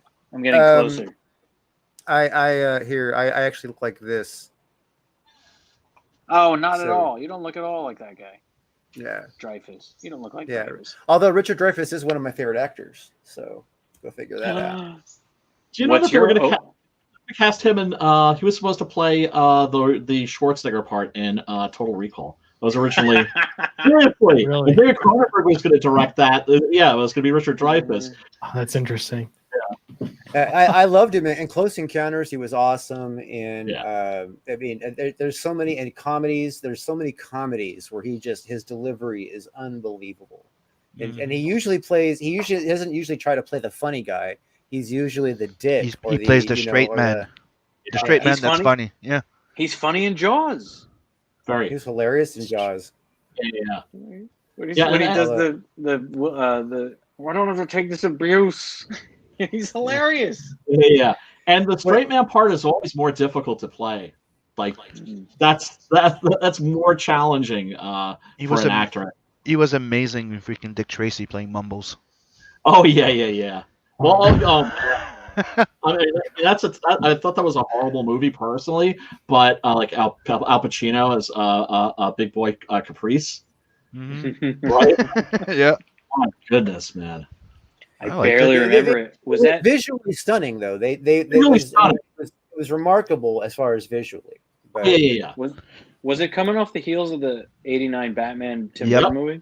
Yep. Yeah, it was, but it was really driven by the look of the comic book and the music of Madonna. Just so you know, I mean, it was really like she didn't write the album to work with Dick Tracy. They decided to do a Dick Tracy movie to work with Madonna's upcoming album.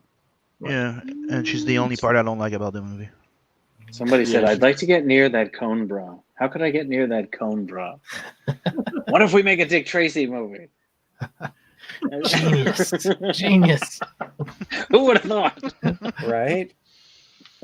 Oh man. Yeah, I think it was more of like a large discussion between agents and movie producers, and like how can we find something that Madonna can do that works with this album she just wrote. Dude, it was a big there was a big promo about the fact that Madonna was finally being an actress. I remember back in the day, it was her first debut. It was a big publicity stunt, and she even had a big freaking show about it. Well, it was also that Vogue was released right at the same time too. Yeah, a good song. There you go. I was right there as a kid, finally absorbing culture and buying. That was right when I was went from passively buying comic books because that's what a kid does to obsessively buying comic books, where it was just, what is this? Batman goes and does what now? What? And and then you really started engaging. I don't know what's that age, 11, 12. Where it goes from passing as a younger kid Thundercats or Ninja Turtles to I gotta find out more about this Batman because because I don't know why. Why? Because you're captivated. Because you're captivated, and that's one of the things that and these SJW comics are coming out right now. That I mean, nobody. Those are going to captivate nobody.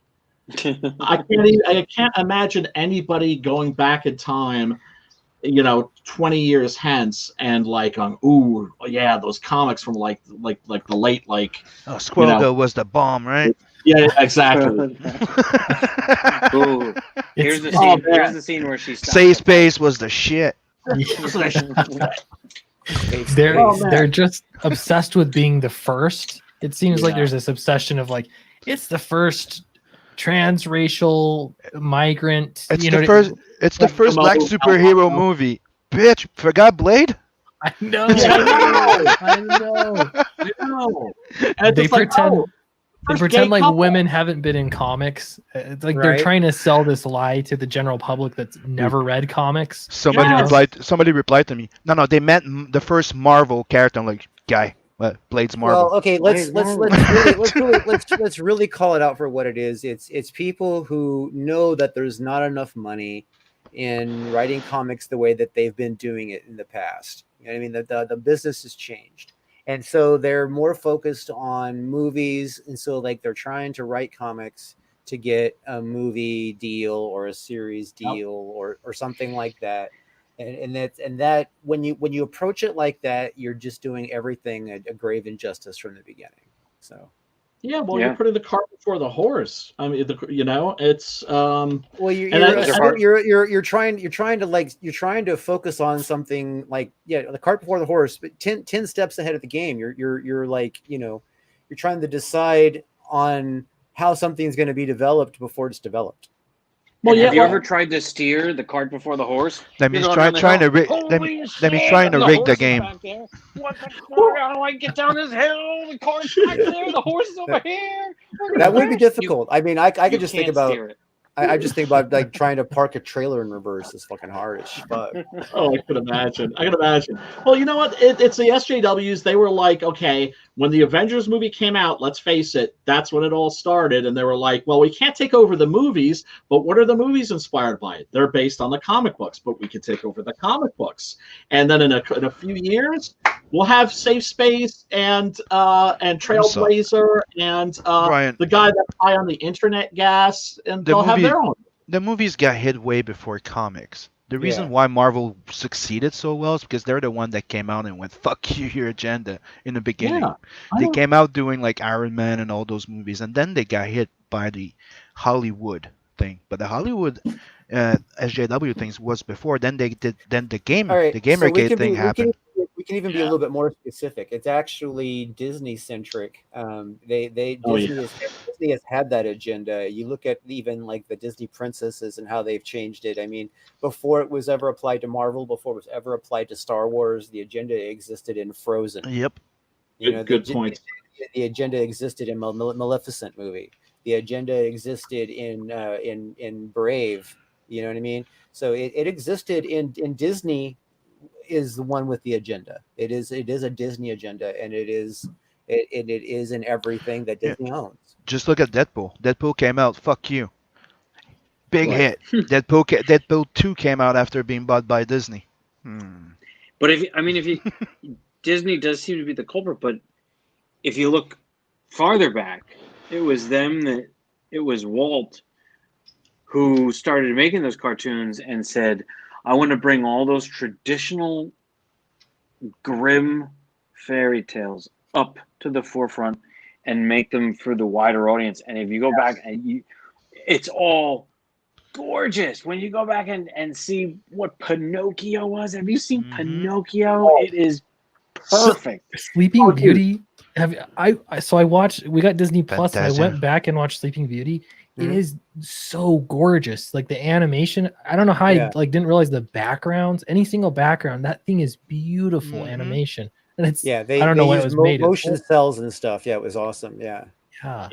They were doing rotoscoping, kind of, but like in a much smoother way than Ralph Bakshi was doing it. Well, Decades. they had like what was their camera was all like set with measure notches, so they could measure exactly how much the backgrounds were moving. And then they had several planes, so like there would be like I think it was 10 layers in the thing, so they would actually have so they would be able to change out the remember things with when- different layers, and then it would just like little handles a turn, like so like this background would move at a pace, this would be different pace. Do you So remember they when would they? be pre-drawn, and they could have the motion going like that. And then So- the top cells would be where the front action was. Do you remember This that is- before? Yeah. Before we used to have like a story, they used to have like a video after their movies where you would see the entire crew of artists, of animators, like in The Lion King.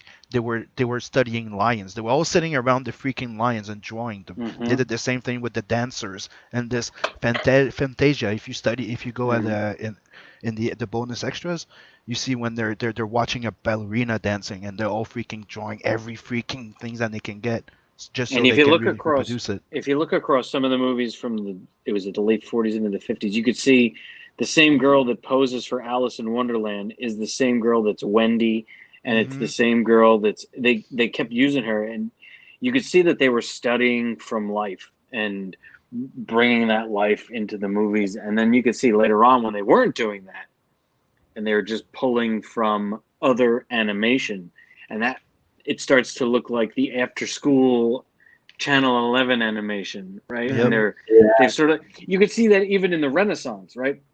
So in the proto-Renaissance, they decide, oh, well, let's take a look at, maybe we'll pull from life. And then the high Renaissance is they're observing the anatomy and life and everything like that. And then the post, they get the Mannerists, and everything starts falling apart because all the Mannerists were doing was looking at what they did in the Renaissance, but no longer from life.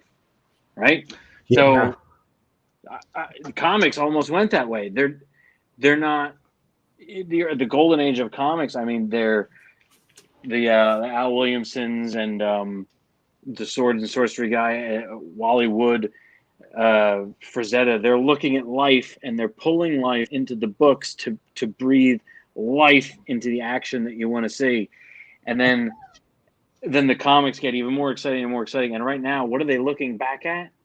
Other comics, and their poor schooling, where they were told what should be there, but they all had the same teacher who told them the same thing, rather than combining what they observed. What it seems like has happened is you have a bunch of what you'd call pool writers. You know what I mean? Like they would have like work on the Sci-Fi Channel, creating all those fucking sci-fi shows that suck. They're like the formulatic. You know what I mean?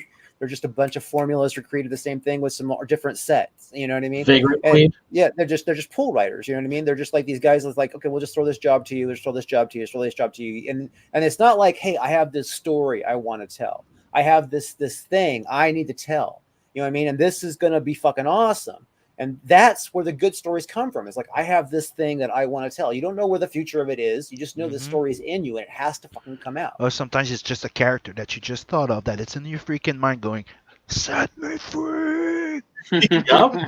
Like Robert E. Howard with Conan. He said that like he felt like he was like at his shoulder telling him his stories. One of my favorite videos from Kirby from back in the days is when he tells the story about like that line when he goes, the characters need to come alive in my head. The world is alive in my head before I even put it on paper. Before I even put like a pen on paper, they have to be alive in my head. And I think that's one of the most important things. Is otherwise, that's how you're gonna come up with the dialogues that are gonna be different from one to the other. Because you get the attitude in it. How would he react when that happened? He wouldn't react like you did, like you would. So that's the type of thing. Yeah. That's the longest part of the writing process for me. Like this thing that I'm working on with Preston, Exit Only Acevedo, the Nine Devils reboot. First thing I had to do, the longest part of the process was just, establishing that world and creating the Bible for it, And now I'm writing the script, and the script is going fast because I needed like those 2 months to just kind of let everything kind of congeal.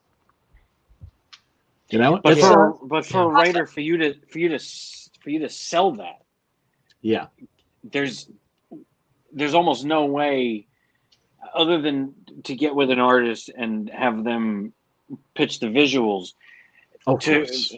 to be a writer who says, "Here's my beautiful script," and then you hold it up to somebody and it's text on paper. Isn't it sexy? No, you've got to. It's so hard. There's the writer thing kind of breaks two ways because your job goes, and then the monsters, they all broke out of the jail, and then 700 monsters ran across the town, and the artist thinks, I don't want to draw this. This is a nightmare. Dude, it's like what one of my friend writers was looking for an artist, right? And he's like, dude, I they don't answer back. I'm like, what do you send? So he sends me like what he sends to them, right?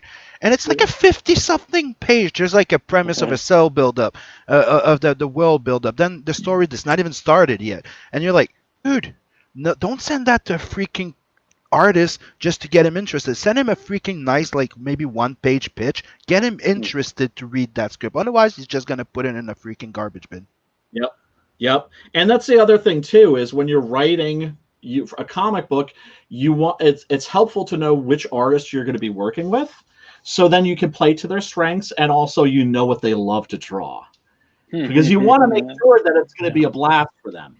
Because the more fun it is for your artist, the more fun it's going to be for the reader, because you can tell when people are phoning things in, and the less complaints you'll hear. Yeah, that too. But that's the thing. You want it to be a joyous thing. You want to make sure that your artist is happy, that they're not going to be like, oh God, I got to draw this. Well, the other thing that you want to look for in an artist, and I can tell you from my own point of view, is a real low sense of self-esteem, because then as a low self-esteem artist, your ego is attached to every stroke and line. And after drawing storyboards for 15 years, I can't let a bad storyboard leave my board and go to a meeting, because I'm not even going to see the people's faces that are looking at it, but I can't let them see a bad drawing. It's going to kill me. Why am I attached to that? I don't know. So what you're looking for is somebody with a real fragile ego. Well, it's also taking pride in your craft, Well, there's that. And not wanting to half-ass anything. To always be somebody that's bringing their A game. That's always doing their best. You don't want to phone things in, because it's unprofessional. Yeah, I can't phone storyboards in that go to a board meeting where nobody sees me and nobody cares. And I'm still obsessed with, I can't let them see this as a bad drawing. They'll know I'm a bad artist. They'll know I'm a fraud. So imagine when we're sending something out to people for enjoyment. Oh my goodness, every hair on his head there and the blast as he's leaping, I'm thinking, how could this be more exciting? Could I make that deltoid better? Could I make that blast a little better? Could I fit it underneath that effect? I can't let him see it like this yet. They'll know I'm no good. Look, one of my favorite artists, actually really my personal favorite artist of all time, is Mike Ploog. Not the greatest artist, but my personal favorite. And he's somebody that stopped doing comic books because he just felt like he wanted to work someplace where people wouldn't see his work. And he became a storyboard artist. And and it's like, he did these wonderful, really, really heartfelt, emotional, like Marvel horror comics, like Monster of Frankenstein and Man-Thing. And his work was just, it was stunning. But like, even when like old pros would walk by and tell him like, yeah, like dude, like I read that issue, that was really good, he'd be like, oh, they're just being nice. So well, once you're in a room, you can't tell the difference between somebody being nice or being or being blown away. You have no idea. Are you getting Hollywood compliments? Oh, really good to see you. You look really nice. It's good to see you in that tie. That's a nice tie. Or does somebody really like it? It's hard. You can't tell. Tell. I love hearing this kind of stuff, because I get before I publish a book, even with my novels, I'm not like super confident. I have so much self-doubt, even though like I've spent so much time on this story, and I think that trying to make the plot perfect, and I'm going to prove all these writing, like I'm showing, not telling. I'm doing this scene to show this thing about this character, and I've got complete story arcs, all these things. And then the moment I was doing pre-press, and I'm just like, people are going to think nobody's going to notice that I've completed the story arc on Jax, that nobody's going to notice, like all these little things that you labor over. And I don't know, there's something that's just terrifying and stressful about it. And then once the book's out, or I don't know, I guess when I'm in fulfillment phase, I don't care anymore. At that point it's printed, so I'm happy with it, and whatever happens. But I don't know. One of the things I was told in screenwriting is that's what makes us good writer. Because as soon as you get overly confident, you feel even. Just look at Stephen King. Yeah. Like they say, being hungry. It's not being hungry. It's staying humble. Because if you get overly confident, you just start plateauing. Absolutely. Yeah. Absolutely. You always want to be reaching. The guy that I always refer to is the Japanese illustrator from the Edo period, Hokusai. He did that. Yes. His quote is the greatest. I'm sorry, go ahead. Right. He's most famous for like this illustration of a wave. You see it like in every corporate office. It's just very that and The Fisherman's Wife, which I'm not going to describe because it's filthy. But I think he was like in his 80s, and he said, "If the heavens will only just grant me 5 more years, then I can become a true illustrator." And he was like, and we're talking about somebody who was like revered, like in his own lifetime, who was at the top of his game, right? He could have done a Robert De Niro and been like, "Hey, you know what? I'm good enough. All I have to do is just show up, phone it in, and I'm good." But no, you want to be, and he died not 5 years later, 3 years after saying this, which to me is so beautiful that when he died, he was still reaching. He was still trying to get better. And that's the thing, man. You don't want to get high off the smell of your own farts. You don't want to, because we've seen what happens to people, right? When they get like a lot of smoke blown up their asses, and they start to go, yeah, maybe I am awesome. Maybe I am the shit, Yeah. They start, and then you don't want to be that guy.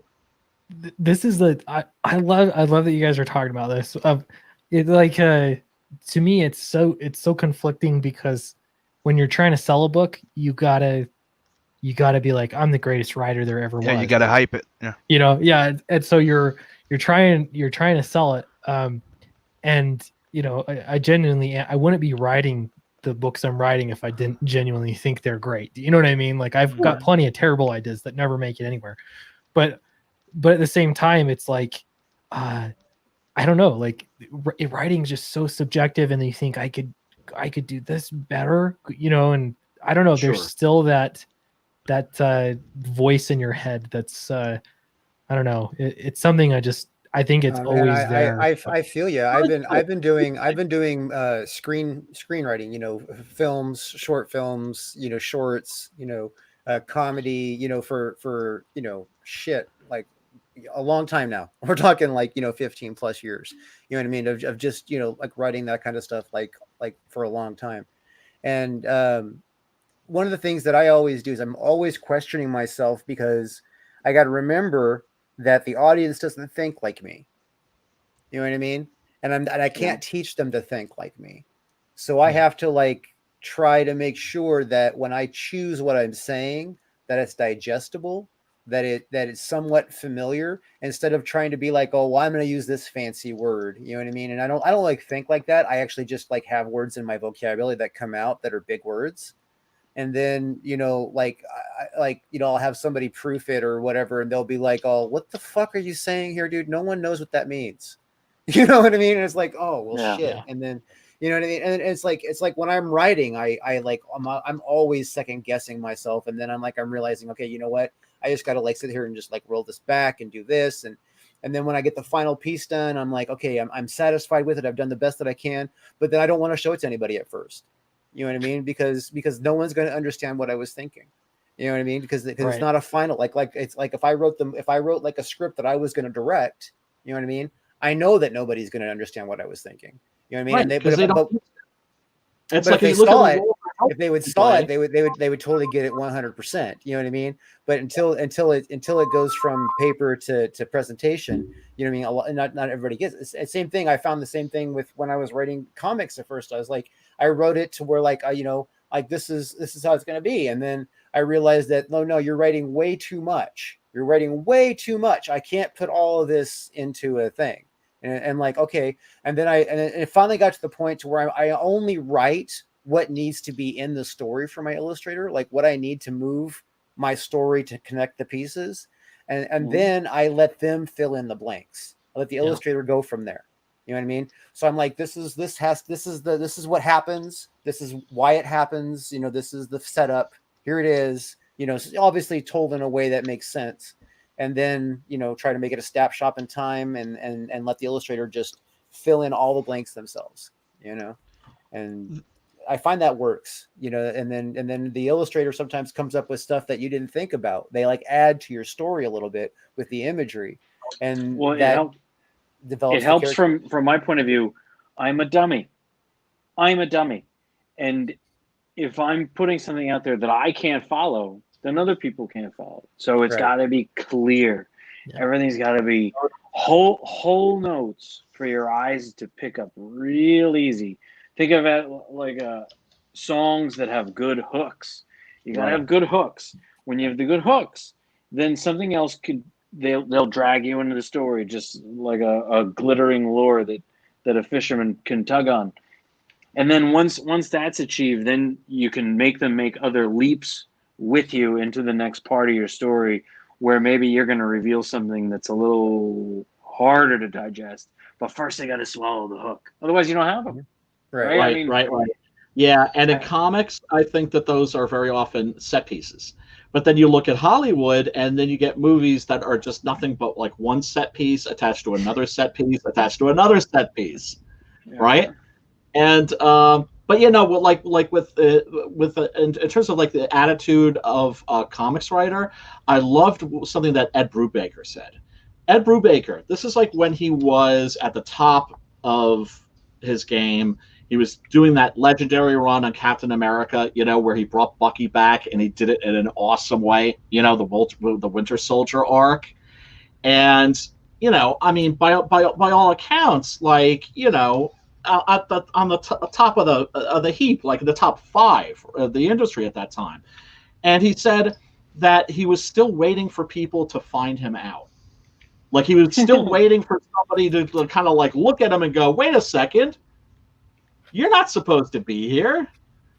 That, he was like faking it until you make it was his attitude. And I think that there's something healthy about that, Well, what's healthy about that is that it's good to be pursuing the art for the sake of the art, and not pursuing the art for the sake of the ego. And yes. I think that is what's healthy about that. So yes, absolutely, and to keep striving, and hopefully to keep improving. And because who was it? Simon mentioned Stephen King. Yeah, at a certain point, you get people like his early novels. I think are astounding. But same thing with Anne Rice. Yeah, same thing with Anne Rice. Right. Yeah, it's definitely a true thing to say you're not going to try as hard to make a book to sell itself if it's going to sell on your name. But there's another saying that's saying that if you're not nervous about what you're creating and if people are going to like it, you're not doing it right. If people are going to buy it either way, you're probably not going to do your best work. Because you're trying to stay safe, right? So if you're nervous, it's because you tried something. You're trying something. Yeah. Well, if you know they're going to buy it either way, you're not afraid. You're not pushing yourself. You're not pulling back. You're not making sure you look before you leave. You know what I mean? You just kind of go, and it's like, I mean, like the phone it in term. You know what I mean? I don't like that term because it reminds me of people in the that I actually work with in real life, that actually really do phone stuff in, and it's not like acting or writing. It's other kinds of stuff. So I don't like that term personally, but it's that concept to where they just don't make the effort. You know what I mean? They just it's not like, I mean, and you can tell like with movies that are big hits are like that. That's probably the most easiest thing. It's like if the first movie was a huge hit, and even the sequel was a huge hit, they don't really try as hard on the third one. You know what I mean? Or maybe or same thing, if maybe the first one was a huge hit and they didn't have a story arc of their mind for the sequel, they don't really try to come up with a good solid one. You know, they just kind of like, you know, throw darts at it or something. You know? You know, I remember something that, like, one thing that gave me a great deal of comfort was what Dennis O'Neil, may he rest in peace, said to me. He said, "A hack isn't a bad writer. A hack is a writer who doesn't care." And so it's like, as long as I care, and I'm always going to care. I mean, somebody can say, like, you know what, that comic that you did was shit. One thing that they're never going to be able to say is that it wasn't sincere. You know, that it wasn't from the heart. You know, that I'm never going to do anything that's coming from. Yeah, that's never going to come from a cynical place. That sounds like 100% real. But let me push back just a little bit. Please. Because sometimes when you see an artist that makes art and they don't care, it's the best stuff they do. Oh, I know what you mean. You pull off some of that anxiety and some of the fear. How I'm gonna fail, and they just make these strokes and this thing like that, and they go, I don't care, and then it gets pushed out there. This is the best thing you've ever done. Yeah, maybe they don't care. Maybe they don't care about what people might think or anything, but they do care about the art they're doing. Exactly. You're talking about a attitude that's just like, fuck yeah. Like Blood Hunt. When I was reading that, I was just like, oh man, Simon's just going like, for how many pages is Blood Hunt? 72, I think. So pages of fuck yeah. You know, well, we've been going for 2 hours and 10 minutes. We've been going for 2 hours and 10 minutes. I'm having a good time. I just know that would be unbelievably unbearable for anybody to ever follow this on a stream afterwards to get to this point. So you know what I mean. So let's go ahead and wrap it up. But hey, Clint, Charlie, thank you guys for coming on. Everybody going back. F.A.T.L. This book looks awesome. This needs to have support, even though it's obviously succeeded to the point of getting it done. But we need to make sure that we show the support, that everybody gets their copy of this thing, and that this book gets a little bit of noise around it, so it can have some traction. We all need some help. I mean, you know, some of us don't get big kudos as writers because we got titties in our books or whatever, and some of us you know, for whatever reason, you know, don't get any respect at all. And then there's other people that get all kinds of respect. But let me tell you, this book definitely deserves it. This book definitely deserves it. Clint and Charlie here are definitely creating something that I think is going to be going somewhere. I can already tell it's very clear. It's very thought out. It's very they make efforts to wring the characters thorough, and the imagery tell the story. So it's going to be worth getting. So thank you. I live and die with every line.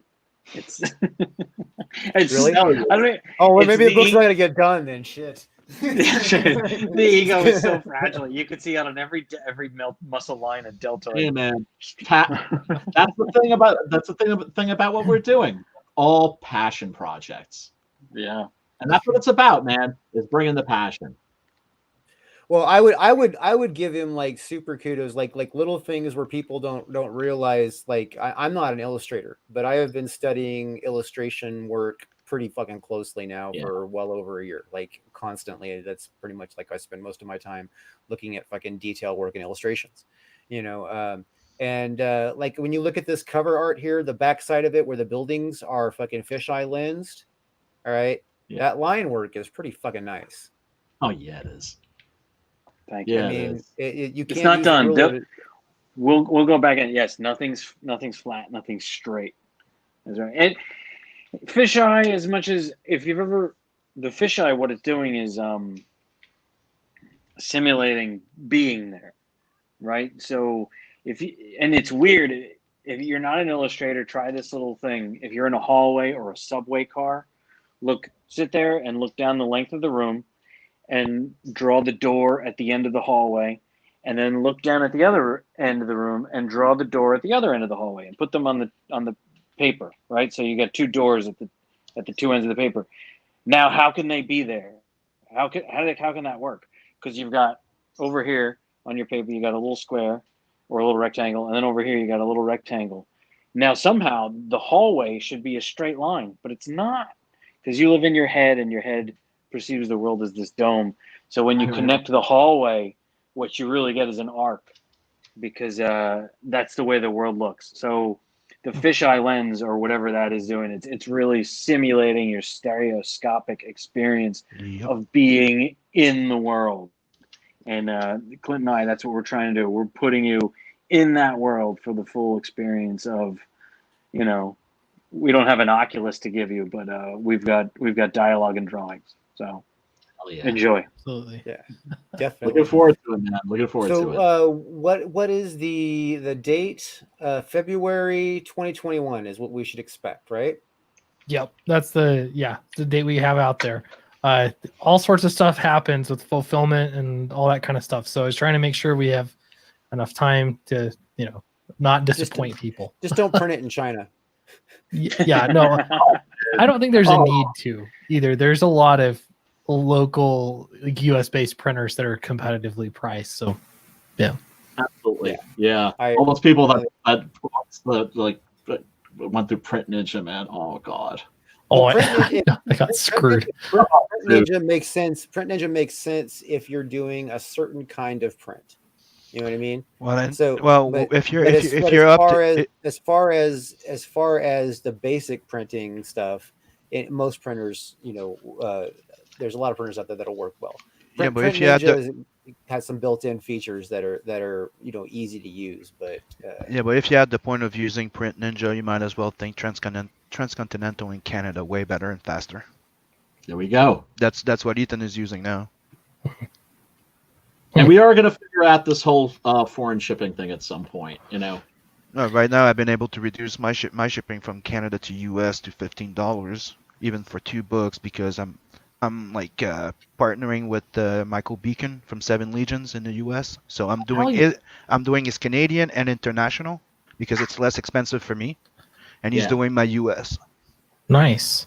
Yeah, and so like maybe we can start hooking up with people in Europe, people in Australia. And right now I'm checking into making like French translation of my books and Spanish and maybe even Japanese, so I can offer a digital download with my books. I do have the first issue of Six Gun translated, so nice. We're working on stuff, people. Onward. I ain't translating shit, man. Hey, you might want to hit that Japanese and French market, dude. Yeah, man. They can read English. Fuck them. Not all of them.